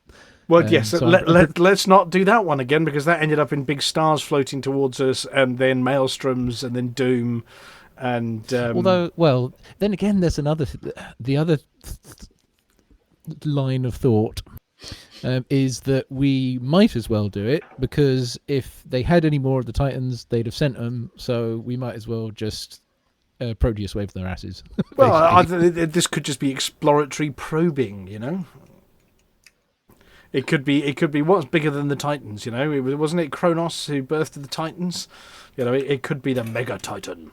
I mean, they could all combine like some kind of Japanese, combining monster cartoon anime thing and make a Mega Titan. I can tell you that you've exceeded my knowledge of both Elite lore and of anime. So, all right. Well, but hopefully not Greek lore. I know a bit of Greek lore, but I didn't. Well, I don't know. When the Titans, the precursors to the Greek gods, And okay, before not Zeus that turned much. up, the pantheon there, and wasn't it Kronos gave birth to the Titans? Or anyway, No, him and Gaia, yeah, I not think, that did, and then Gaia was turned into Mother Earth because she was being a pain and trying murdering him and things. Anyway, all Mega Titans. Yeah, I mean, it is exciting stuff. The Doomsayers can go take a long one off a short one because there's clearly stuff coming and plans for 2024, and obviously new partners coming on board.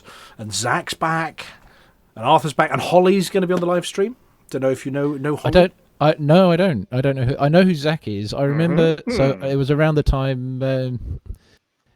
He was the one corresponding with us back when Fragment Cannons crapped out. Well, Zach Erhe as opposed to the Dastardly Don Zach. So this is Zach 2. Yes. I was thinking of Zach Cocken. Yes, Zach Erhe as opposed to Zach Harry. I don't know who. The Dastardly Don was Zachary Andachi, yes. But he's Zach Erhe, this other one. The spelling's slightly different, but they're both Zach, yes. So the Don's real name is Zach? The Dastardly Don Antonacci is Zach, yes. Yeah. Or was. I mean, he's long gone now. He's working for award-winning games companies. Other award-winning games companies. But... anyway, so what else have you been up to? Have you got any exciting science for us from the world of Elite Dangerous, or numbers, or facts? Oh, not so much science, I don't think. I have been inspired though. I've been inspired to try and make a 3D logic puzzle. What one of those ones they sort of give away at Christmas to everybody to completely fox them? No, as in a game on the PC, sort of type 3D logic puzzle. Ah, right, okay. Yeah, so it's a case of having quite a few good ideas. I'm already messing around with the 3D engine, so have that kind of plan. And which 3D engine might you be using for this one? Panda 3D, which you probably haven't heard of it, but it's a good piece of free software. So, and not free like Unity and that. What's the word? Not kerfuffle. That was one of the words of the week. That debacle. That was the one. Well, nauseant. No, it's not nauseant either. No. But yeah, so except not. Well, I say I've got quite a few good ideas, except an idea of how it'll actually turn out. That's I don't have that idea at all. But the inspiration is quite interesting. I think it won't have any numbers in it, so unfortunately I'd have to disappoint there. Like the way I imagine it, the whole thing will work just with mouse clicks to light, like sort of you click to light stuff up. Does it have colours instead of numbers? I was thinking about... Say yes. The thing about... I had in mind just user changing the colour, so you could mark stuff with different colours yourself, but it wouldn't have any impact. I haven't really thought about that part. But yeah, so you should just be able to click to use it, or if you've got like a tablet, you should just be able to tap if you're into that sort of thing. And yet, despite not having numbers, it does draw from an interesting way to reframe a Sudoku grid. Ooh. So, where the thought experiment there is, instead of putting digits in a grid, imagine switching on lights within a cube. That basic idea. This is not like that one in Star Trek. Everybody gets addicted because it gives off endorphins or something, and I haven't seen any Star Trek apart from when I was young and got stupidly bored by it. So I'm sorry. Join the club. Yeah. Welcome to Hutton Orbital. I recommend spending no time here at all. Yeah, and that's what Star Trek says about us. Yes, Yeah. I know. I'm terrible. I need like action sequences, whereas Star Trek was a different thing. So. Oh no, not these assholes. Really, he's out of his box now. Yeah, well, thank you very much, Volcarius, in that case. Do you have anything else to add this evening? Because I am about to drop out of my vulture into a night side of a planet, and I haven't done on-foot combat for ages, so my attention is about to disappear really, really rapidly. This is true. Only if Amelia wants to know how to kill a Cyclops. But I definitely you poke it in the eye. You poke it in the eye. Yeah, I can cover that fairly briefly, I think. Because since we got the new multi-cannons, the enhanced AX multi-cannons, I'd say it's never been easier. Okay. All you really have to do, just get a heavy ship, How heavy? Like lots of guns heavy, like a Type 10 or. So actually, a Type 10 would work. So Type 10, Anaconda, Imperial Cutter, Federal Corvette. We do actually have a guide on how to do it in an unengineered Python, but you might not want to go quite that. You might want a bit. I have an unengineered Python. Yeah, but if you just get something heavy, where ironically the Type 9 heavy doesn't count, it's actually its mass lock factor is less than a Python. But in any case, you want to toughen it up. So heavy duty hull, shield boosters, just make it tough. Like, don't really think about what you're doing, just make it tough. Okay. Hard points, you want to fill them with the enhanced AX multi-cannons that you can get from the rescue mega ships. If you want to fit more than 4, weapon stabilizer. Okay. That will get you most of the way. It's just really the multi-cannons. You will need an enhanced Xeno scanner as well. Okay. Because scanning it lets you target the hearts, and the multi-cannons will then hit the hearts. That's really the main bit you actually need. The only other bits are a shutdown field neutralizer. Even that's not technically necessary. Like, if you get shut down, it doesn't actually matter. You're not going to die. It's fine. Okay. And unless you've got course... Am I right in thinking that the Type 10s are like armor maniacs? Hardpoint maniacs, but it is well, reinforcements. It is well armored in that sense, and but more so than that, the Type 10 is really. It's got. I mean, it's in terms of hard points larger than Class 2 or larger. It's got 7 of them. That's a lot of hard points. You can't actually put 7 enhanced AX multi-cannons in it. You can only put up to 6 if you get the big the big weapon stabilizer. So in that sense, then you can get away with an Anaconda. Ironically, a Federal Corvette, you'd actually lower your damage. I don't own a Corvette. Yeah. I own a cutter. Yeah, a cutter will work. One of your multi-cannons will be off to the side, but it's fine. A cutter will be fine. So Although I mean, when it comes to if you're going to go into combat, wouldn't it be better to go in like I don't know, a Crusader or something, because it's got more maneuverability? That's if you that's the bit that you're not going to bother doing. So you don't do that. You don't. So as long as you can just target the hearts when they show up, you just fly up to it and just multi-cannon it. You don't move. You just don't really think about it too much, other than targeting the hearts. You just multi-cannon it. I like things that I don't have to think about much. Yeah. So don't worry about the swarm. Don't worry about lightning. Yes, it'll use the swarm and it'll use the lightning, but you don't worry about it. You just shoot it. And and unless you've got caustic sinks, probably not. No, definitely not. You'll want something to burn away the nauseant caustic damage. So I'd go with shield cells and a heatsink. Right, shield cells and heatsink. Okay. Yeah, so you don't actually use the shield cells when you need shield. You use them when you want to overheat yourself. Ah, right. Okay. Okay. It sounds simple enough. Yeah. I'll tell you what. After everyone else, I'll find you the link. So as I said, Alexandra wrote a whole whopping guide for doing it with an unengineered Python. So if you replace Python with whopping heavy, that's probably a good thing, because I don't know how much of the engineers I've unlocked. If you've got like Felicity Farseer, you'll be ahead of what you really need to kill a Cyclops. Oh, okay. All right.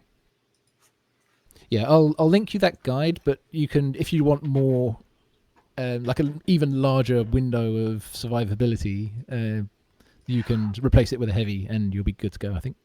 Well, I mean, surviving, I can take it or leave it.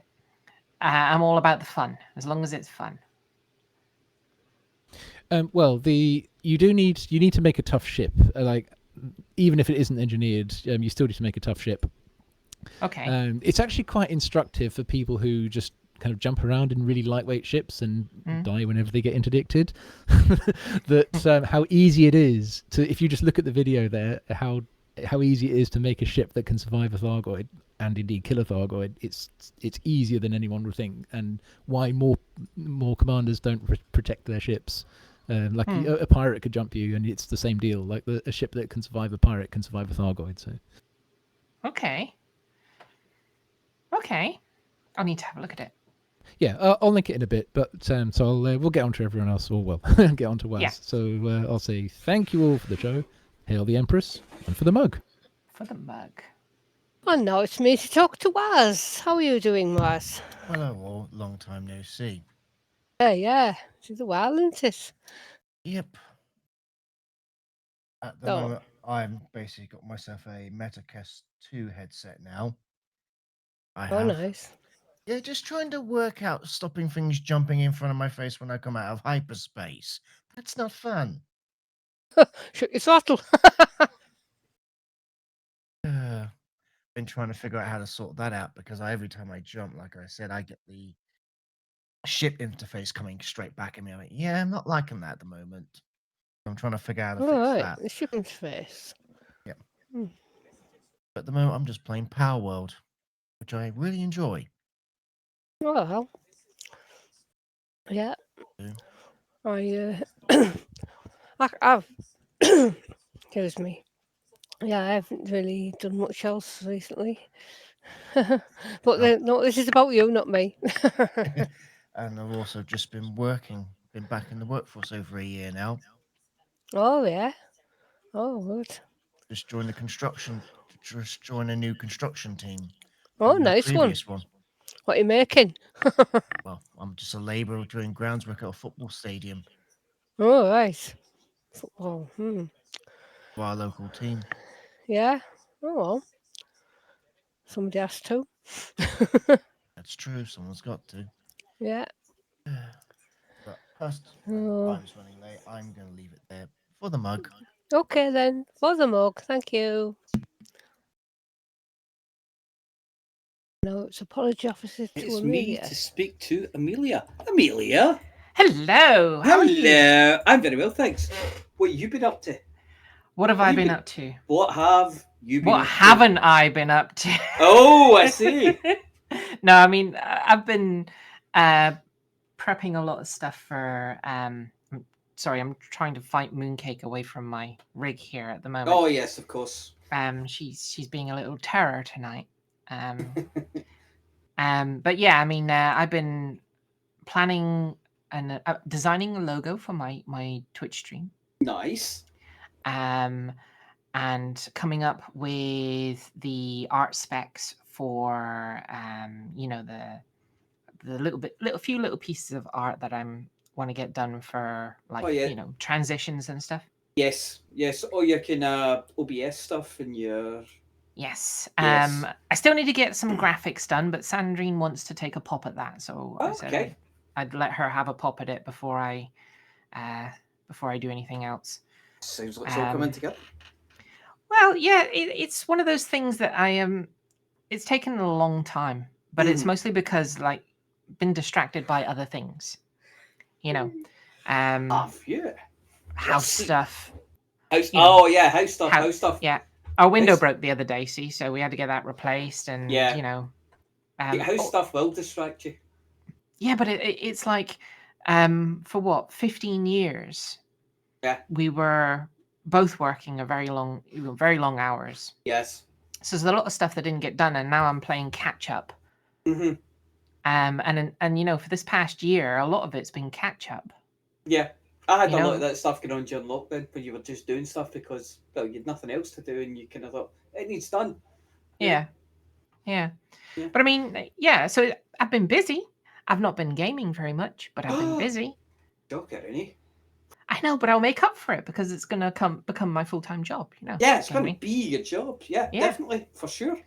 So, I've been prepping RPG stuff, getting loads of books, RPG books, brushing up on my Cthulhu mythos. Yes. Oh, for Tang Cthulhu. I know, Cthulhu for Tang! Cthulhu for Tang! So, that's going to be a thing. Dynamite. Always dynamite. Yes. Making maps. And actually, I've been running a game and playing 2 other games. So I've been gaming, but it's been RPGs, not computer games. It's been tabletop. So we've been playing Cyberpunk, Cyberpunk Red. A friend of mine is currently developing a game, so we're playtesting it. Mm-hmm. But when it's released, that's called Alien Suns. When it's been released. So we're playtesting it at the moment, working out all the bugs, trying to break the game, as it were, because it's actually, when you're playtesting, it's actually a good thing to break the game. Yeah, because then you know what needs fixing. Yeah, you know what needs fixing. Yeah. And then we've also been playing Traveller. Oh yeah. So because you always do Traveller. Yeah. But yeah, so I mean, I've been gaming, but just not computer games. It's been years since I played Cyberpunk though. But you could join us. Well, see, I'm kind of doing gym stuff at the moment, but I'll see at some point. Yeah, I might. I've got Cyberpunk 2077 for the Xbox sitting there. It's a good game. Yeah, I haven't touched it yet. I haven't unwrapped it yet. I should get the Elite Dangerous RPG and see what that's like. I haven't played it.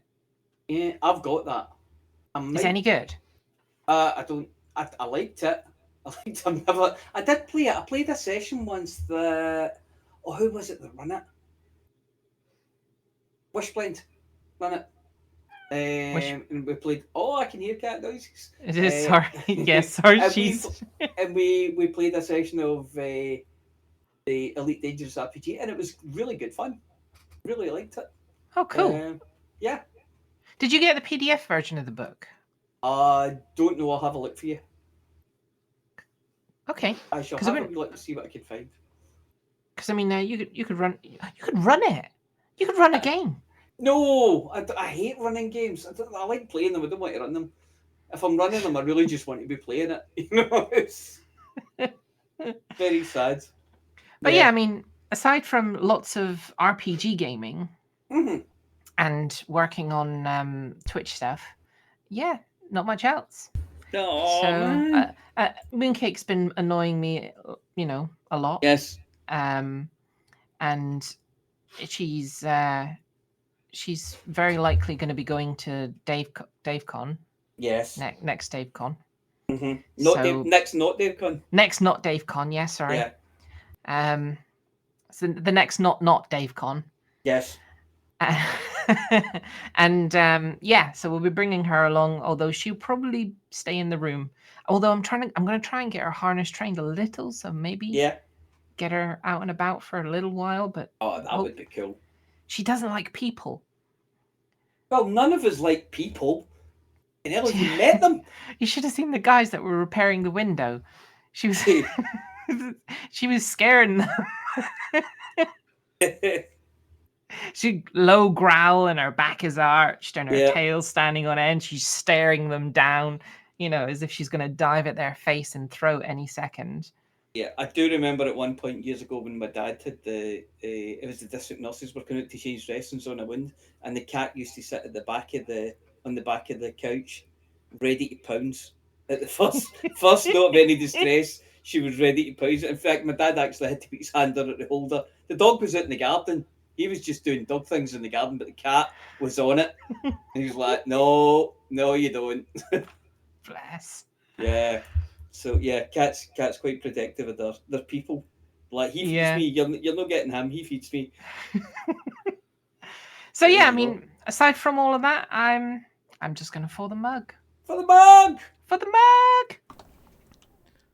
Hello. Oh, you are there. I'm good. Yes, I am. I was shooting things, but unfortunately, my team is victorious just before I ran out of life. So I'm running out of life quick. And look at that, timing-wise, leaving conflict zone. That was a win for Hutton. 0% on everything. 2% oxygen, 1% oxygen, air supply deleted. Come on. Pick me up, darn you. Where's my airdrop? Oh, I'm going to die. There we go. I'm back in the dropship. Thank goodness for that. No, I ran out of oxygen and power and I couldn't find any because I was being a muppet and I was listening to Amelia. And anyway, I'm back in my dropship now, having just won a round for Hutton while you were doing that lot. Woohoo! In George's pants. In George's pants, yes. I was charging around George's pants doing the thing. You've been beating off men in George's pants. I certainly have, yes. Very good. So I was doing my best to do some winning for Hutton, which was nice. It was very nice. Anyway, you're asking me questions, aren't you? Yes, it's me. I've been programming. The washing machine? No, I have been programming Ad Astra, the knowledge base update for HCS, and we've been teaching Ad Astra all about engineers.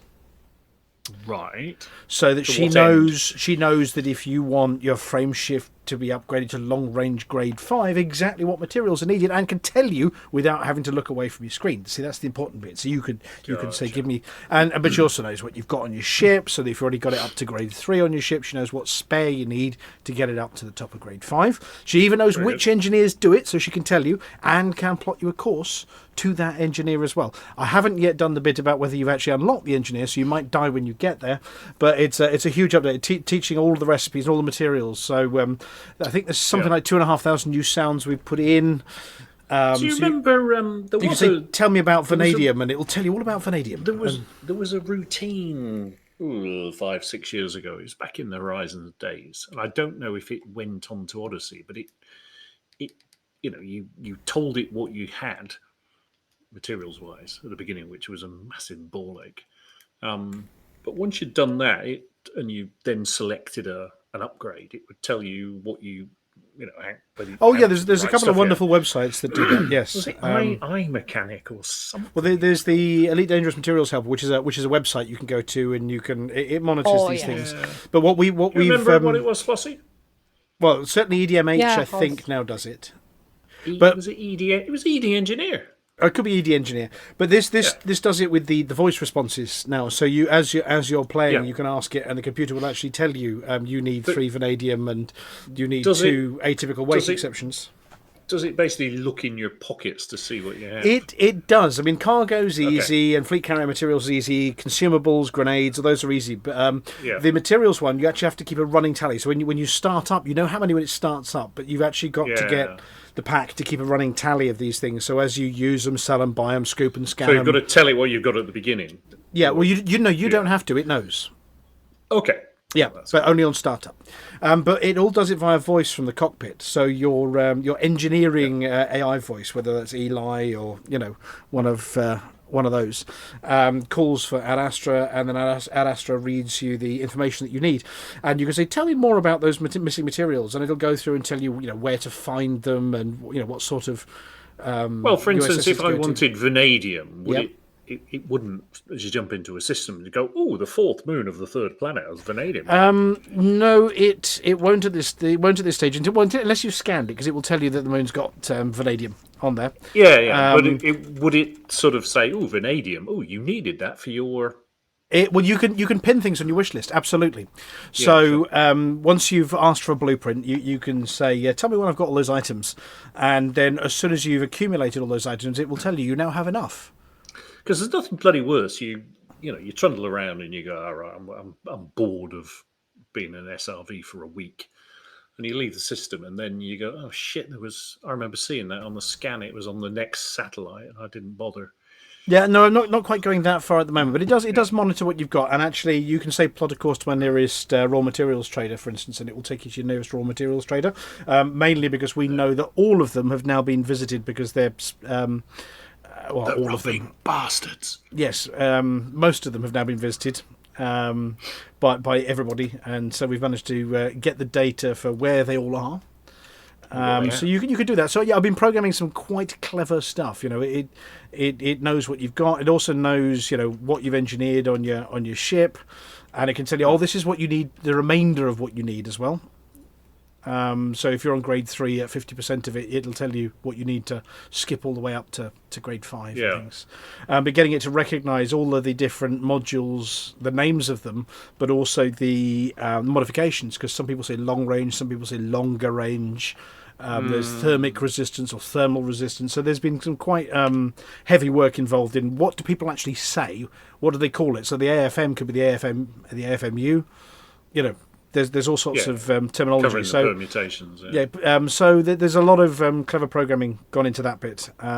Added something like 10,000 lines of code to the plugin to get it all done. So yeah, I mean that's I've been knee deep in. I have been knee deep in elite things, but it's been programming and tying it up with sort of voice control, and that I think we should be on target to release this weekend. I think release window is Sunday. I believe newly appointed elite partner, the Older Gamer, and one or two others may be getting a little preview of it as well for us. We're just ironing out a couple of bugs and trying to get pronunciation right. How do you say Chloe Sidisi? Is it Sidisi? Or, I mean, some of them are easy, Yarden, Bond, those kind of ones, but some of the names, just trying to get the pronunciation right on them as well. I'm in a system that begins with double L. So it's quite appropriate from where I'm sitting. Danani. Chloidani. Danani. So yeah, it's been a really fun exercise. But you can see it on the screen there, actually, how it's spelt, and the should be able to see it. I've just on the screen screen there. If I go back to there you go. Where what? If you go to the mug bit of the screen. Oh, on the top right. Yes, there it is. Yeah. We need to get a Welsh person, a West British person to talk about that. So yeah, other than that, I mean that's mostly what I've been doing. A few things, maybe one or two other spacey kind of games. Oh look, it's Commander Raiden. Oh, does he want to wing? He's waving. We might have to talk to him. Commander Raiden, you're there in the green room here. Yes, I am. Are you going to come with me? And while we pass over to somebody else to. I figured that was part of the reason why I was. Yeah, absolutely. So let's accept your team invite. I'm going to the medium combat zone. Well, there's two of them. The one, right? Okay. The one on the. I have no idea where I'm going. Let me look at my enlistment. I'd like to manage my enlistment, please, Lucia. I'd like to manage my enlistment. So apparently, I'm going to. Here we go. Loading system data. I'm going to the one on A9. So I'm going to the medium one on A9. There we go. To Quan Research. Pass. Next difficult question. Not Quan Research. Well, that's the one on A9. That is the hypothesis. Oh right, okay. Yeah, it could be that one. There we go. Anyway, so that I can get on with the combat-y side of things. I'm probably going to say for the mug and hand over to Flossy to chat to the Apple Bogey officer. For the mug. Okay. Apology officer, how have you been doing? I'm all right. Yeah, I have to say I'm all right. I haven't done much in the way of Elite for a while, which is going. I'm hoping to fix that soon. Because I'm still out by the Formidine Rift, and I said to somebody I would meet them up and do a bit of planetary sort of stealing stuff out of bases and things like that. But I'm over 10,000 light years away. I'm in the far side of the Formidine Rift, so could be a bit of a job getting back. I'll have to do that over the weekend or something. But I have been playing Assassin's Creed Mirage, which has been very good. A wee bit more focused and a wee bit different from some of the other games, but very good fun, and I really enjoyed it. And I finished it last night. All right. Yeah. There's something like that. I can't remember what it was called now. Oh, okay. So I'm going back to one of the older games. So I'm going to go back to Assassin's Creed Odyssey, which I at one point started and never ever really finished. I think I get distracted by something else. I think actually I was playing that at the same time that said, you can transfer your Xbox account over to the PC, and I went, I'll do that then. And that was the end of that, So so I'll need to see what I need to see about doing that. So yeah, just wee bits like that, and I've been kind of pottering about, doing mini Glasgow things and all wee things like that. So I need to send some pictures. Actually, I've made some lock-up garages and put some things in my lock-up garages. So I'm quite excited about that, which is in itself very sad. But there you go. So yeah, doing some great stuff. Yeah, so I've been doing that. Gym stuff, work stuff, all things like that. So yeah. And that's it. Oh God. You stick a cannabis farm in one of them. No, I haven't got a cannabis farm, not in this one, not yet. Not yet, but that would keep in. I don't know if you saw the pictures of one I sent a while ago, where it was like an old factory. Yep. Yard, and it just looked like there was a drug deal going down. I thought they were investigating a murder. No, there was no body and no police. That wasn't a murder. No, there was Been one. a murder. There's been a murder. Fort Mary Hill, CID. No, there's one that looks like a drug deal. I'll send you pictures. You'll see straight away. So yeah, I've just been doing that kind of stuff. So apart from that, for the mug. Thank you for the mug. And I think it's me to talk to Chicks. Hello. Hello, how are you, sir? Very good. Very, very good. Yes. I'm Just yes? Not doing anything? Well, I am. I'm heading off to Jiang Biochemical Institution at the moment. Just wondering why it's so bloody warm in the kitchen. Yes, back in. Well, I mean, it's still meant to be winter, but it is a good, 10 degrees at the moment? No, I know. Well, I've been cooking all afternoon, so. Oh, what you been cooking? Do you want another cup of tea? The answer is always yes. Duck tonight was.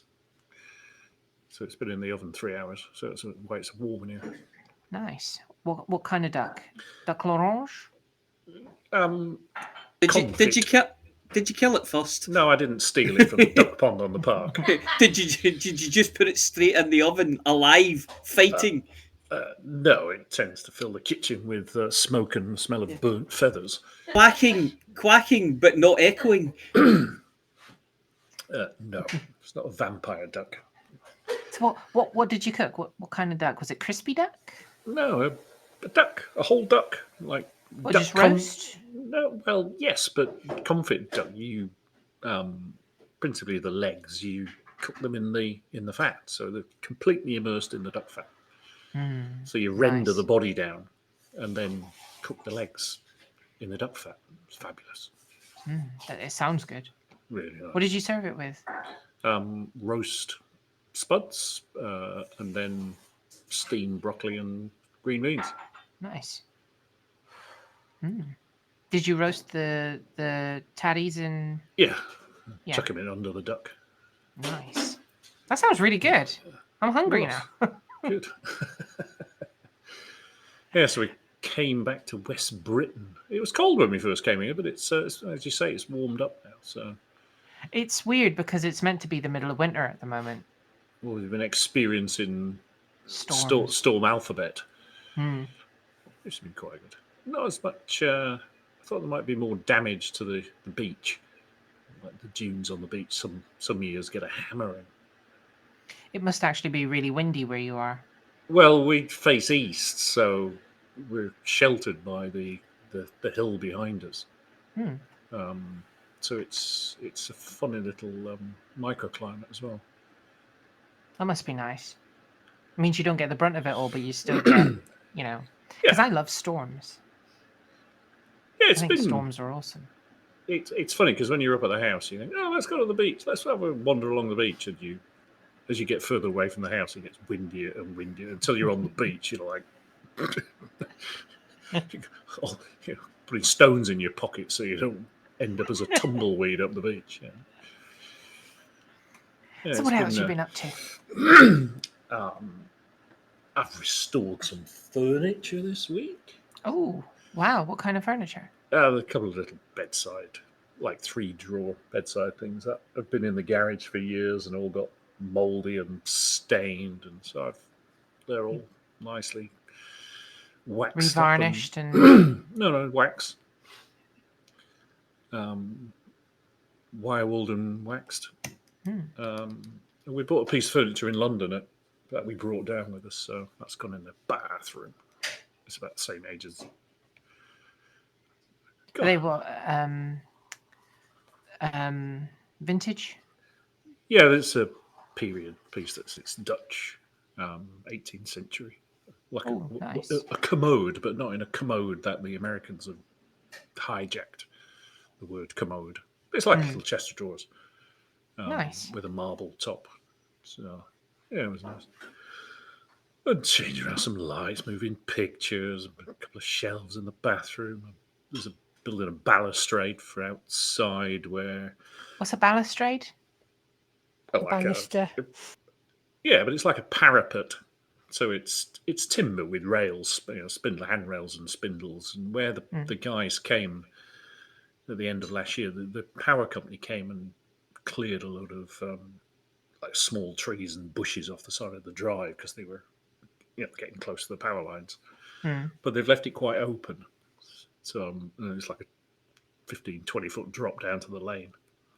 Wow. So I thought, Okay. I'll put a balustrade up to protect that. So I've made all the bits and all the joints and just screwed one half of it together this afternoon. It's all painted. Sounds very sensible. And then I've got to blackjack the bottoms of the legs and then dig 3 holes. Hopefully I don't find too much rock. And then concrete them in. I'll keep my fingers crossed. Well, that you don't find too much rock. It's all right. Soon get through it. Up to anything else? Well, just I'll go back into Warzone actually. Still in Warzone 3 Season 1, but been playing a bit more of that of late. I've never heard of that. What is it? Well, it's Call of Duty. Ah, right. Okay, Call of Duty, I know. So it's a first-person shooter, but Warzone is the sort of... God, what was that? Sorry, that's my cat. Sort of the free online sort of version where you join a little squad, or you can join with your friends or just random people, and then go off and do whatever you decided you're going to do. Mostly which involves shooting people in the head, but that's good fun. It's a bit more intense than the version in Odyssey. Did you ever play the what was it, Call of Duty 1940? No, I never played COD until lockdown when Warzone came out. And so everyone's talking about, Warzone's coming. I'm like, what's that? And a friend of mine introduced me to it, and I think he regretted it because I was like, did nothing else during lockdown. It's like, I'll play Warzone. It's great fun. Gets a bit sweaty though. It can get intense. Yeah, exactly. And it can get a bit toxic at times as well. Oh, I think that's true of any version so of you've just got to ignore people and mute them or boot them or block them or report them or whatever you need to do. Depends, on the context. But yeah, it's good fun. And I follow a couple of streamers who play Warzone almost every day, and they post their streams, but they also post little videos, cut from the streams where they highlight a particular feature or weapon or style of play or whatever. It's quite good fun. And they're cool. They're fairly good at the game. They're not the best players in the game, but they're very articulate in the way they describe things. And I mean, as long as you have fun. Yeah, it's good fun. Gets in the way of delivering mugs, of course. Yes. What is your count now? Can't have that. Oh, I don't know. Well, it says on the screen, doesn't it? I don't know, actually. Yeah. Is that your solo count there at the time? 117,588. Well, it normally says just after it's 21,800, I think. Oh wow, that's Jin, yeah. Is that Jin? Yeah, that's it's just Jin coming up for... to 22,000. Yeah. Wow, that's a lot of Jin. A lot of mugs. Yeah. Here's another one. Oh, hang on. I'm going to check. I haven't done this one because I've been talking. I've been distracted. Sorry, that's my bad. Yes, I have done this one. I've just saved myself a mug. Yes, so probably going to be here for another month. Just a month?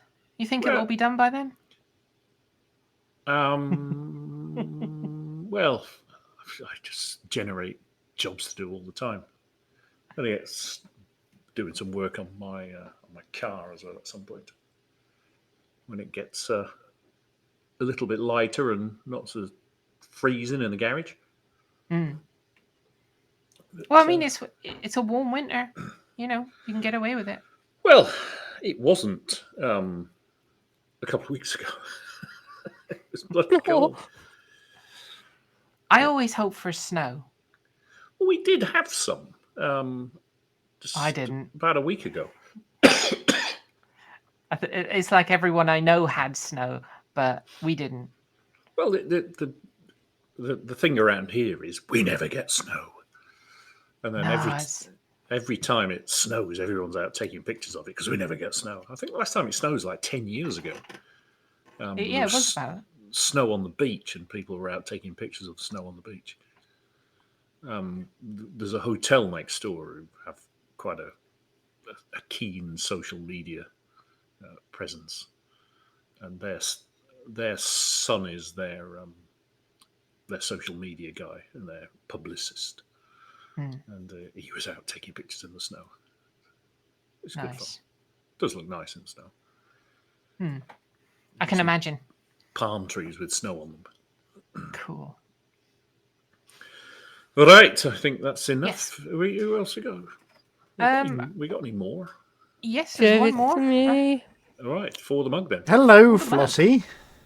Hello. And while I'm busy shooting things with Commander Aiden, I'm vaguely connected. How the blazes are you? What have you been up to? Did you do the CG? Did you get the lovely paint jobs?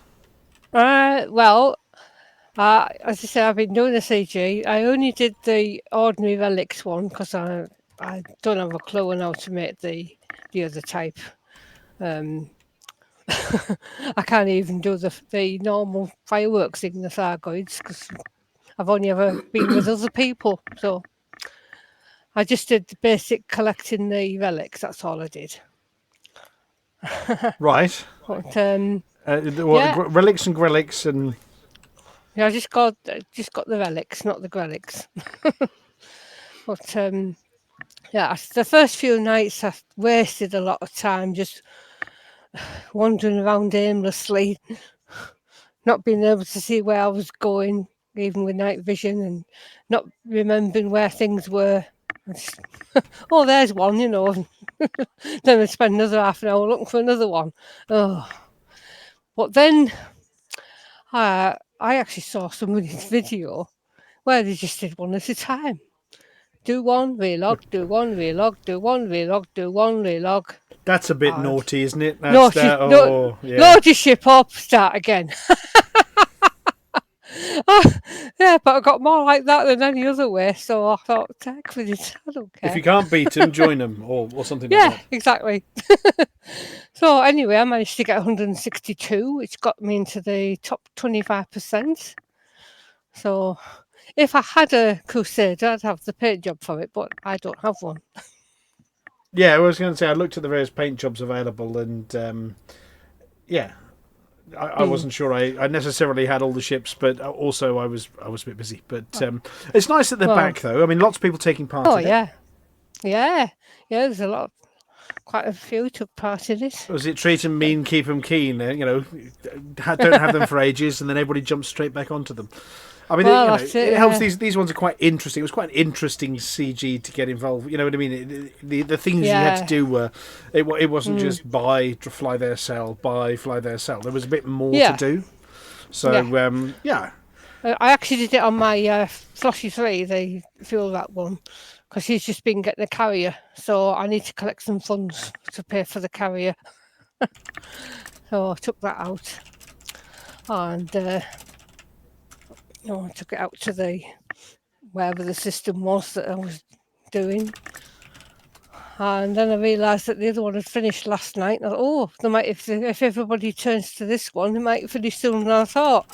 So I better get back and hand them in. Anyway, as it turned out, it's quite a way off even. No, I haven't done a CG for a while, but... I need to get back into it, but I need to find the free time. I mean, it's one of these ones that ample free time, is the less busy you are, the more busy you are. One of those things. Yeah. I just don't have enough hours in a day for what I want to do. But so anything else to add? Anything else? I think so. I'm just actually using my foot thing at the moment. Your revitive or whatever it is, electrocuting yourself through your feet. Yeah. Yeah, that's it. either that or Or Robbie's electroplating you somehow, you know. If you start dipping one hand into a beaker and turning the thing on your feet, yeah, just worry that he's electroplating you. Yeah. I like gold, says Robbie. Yeah.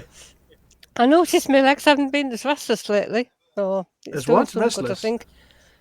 Oh, you sure that's not the gin that he's been slipping into your glass of lemonade? No. No, right. I used to get really restless legs, especially in the car. And I went all the way to Teessat and back. Well, you don't want that while you're driving, you know. Accelerate, brake, accelerate, I brake. I don't drive, do I? No. You have a chauffeur for that. Yeah, call him Robbie. Or Derek. Yeah. Oh, Derek, yes. Yeah. But we took his car over. Flossy's so posh, she's got 2 chauffeurs.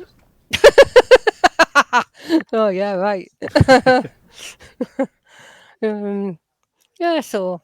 Oh, either that or they're your guards when they let you out on day release, whichever, you know, for vicious assault with a pan. Yeah. Yeah. So, well, I think that's probably about it. So, for the mug. Well, thank you very much for saying. And that was enormously coincidental because Aidan and I actually managed to finish that combat zone just in time. I noticed you were just finishing it, yeah. We just finished just as we came to you, and I managed to fly back to Zamka platform and land just in time towards the end of the show. Well, look, thank you very much to our Green Room guests, and lovely to talk to you all again. And it'll be another month before we speak to you again. Though you can chat to us in the meantime if you want. You know, we are around. It's just we set this time aside for a bit of banter. And thank you very much to our viewer. Hopefully, it's been a little entertaining for the viewer watching me fight like a complete oaf, run out of batteries, forget what my keybinds are, all those kind of things. Though I managed not to die on either outing, but they were only medium combat zones. No, so well done. Yeah, it's completely picked the wrong weapons. I'll have to get doing some again. Yeah, well, you know, George's pants or a nice trip to Colonia. I'm trying to do everything for Flossy 3 at the moment, but she didn't have as much in the way of suits and things and guns. Well, over in Colonia, there was a question came through. I think it was on the Discord earlier about which Flossy 2, yeah. Whether they were just wars or elections. So over in Colonia, there are 2 elections and 1 war going on. I think the wars in Pythias and Eolprocul and Tyr are both elections. I'd have to double check that one. I'm fed up with elections. And then obviously there's the war that we're fighting in at the moment over in there we go, cashed in that one over in George's pants. Yeah. Mm-hmm. I'm in a station and it says, "You are in danger, you must wait before you can quit." I'm talking to the frontline agent in the station. It's not How weird. No, I'm not in danger. There we go. Right. There we go. I can quit that now. So I'm out of that, so I can concentrate on the rest of the show. Well, look, thank you very much to Amelia, to Mia, to Chicks, to you, to the absent Litho Breaker and his carbonara incident. We hope that the population of Verona does let him escape at some point. That live camera shot from his cell, he looked particularly despondent there, with a really angry space chef in the background. Yeah. But other than that, we will be back next Thursday. It will be one day after the Frontier live stream, so we'll probably have some news about what's going on, or our interpretation of what they said. We will be reading between the lines, pushing the lines apart, inserting some more ideas that are probably not based in fact, and moving along from there. Now, Amelia, you did say that Mooncake was about. Yes. So yes, are we going to be quiet? We're going to be a quiet one today. A dead quiet one. Okay, well, before we go, are we going to raid anybody this evening after the end of the show? We've done a bit of shooting, bit of talking, bit of news, but there must be somebody doing something. Let's have a look. Who are we going to raid? And hopefully our odd viewer is going to hang around just for a few minutes to pop into somebody else's channel and give them a hearty for the mug after the theme tune and everything. Who have we got? Anybody live? I haven't fixed the credits, by the way, Amelia. That's okay. I'm sure it'll I just completely forgot. Who have we got online at the moment? The Stargoid is currently live, as far as I can tell. Mm-hmm. I think it has to be. It has to be the Stargoid. So we're going to drop in on the Stargoid after the end of this. We have Aram _237. Yeah, but the Stargoid's only got 31, whereas he's got 66. The Stargoid needs a bit of a, And apparently it's a through roughly chill Thursday equals no plans for Stargoid. So we're going to raid the Stargoid. Okay. Other than that, we haven't got a klaxon, so we can't do a klaxon. We have to be very, very quiet. No, we can't do the klaxon because we can't wait room cake. Right, yes. Yes. That makes sense. Yeah. So we're just going to whisper really, really loudly with our best stage whisper. Right.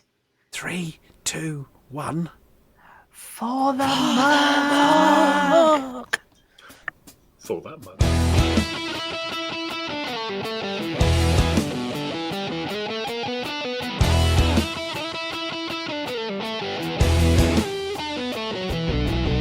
Journey too long and no cargo too small. The profit margins never really mattered at all. We're gonna take the cargo where it's needed today. Super cruising all across the Milky Way. We'll take anything, anytime, anywhere. Loading up the T-9s to the brim with grain. For the mug, yeah, you know just where we're coming from. For the mug, now everybody sing the Hutton Trucker song.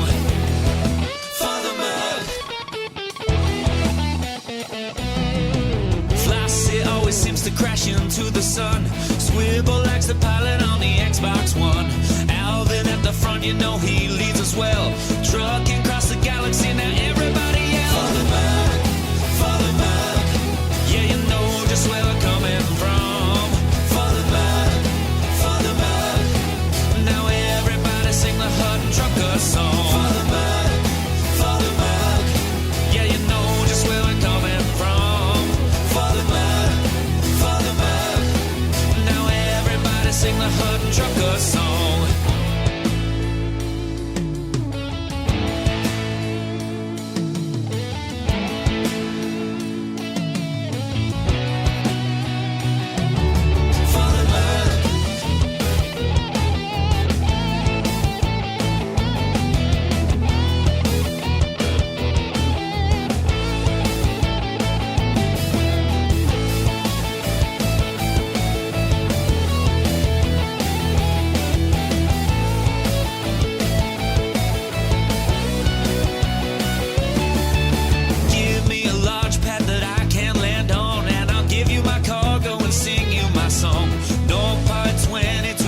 To go cruising to Hutton, whoa, no journey too long and no cargo too small. The profit margins never really mattered at all. We're gonna take the cargo where it's needed today. Super cruising all across the Milky Way. We'll take anything, anytime, anywhere. So shout it out loud like you don't even care. For the mug, yeah, you know just where we're coming from. For the mug, now everybody sing the Hutton Trucker song. For the mug, yeah, you know just where we're coming from. For the mug, now everybody sing the Hutton Trucker song.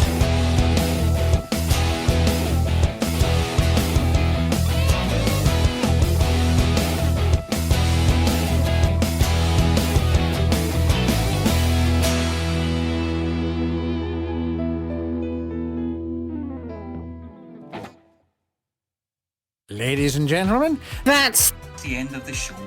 Everyone's buggered off. Why So don't why don't you you bugger bugger off off too? too?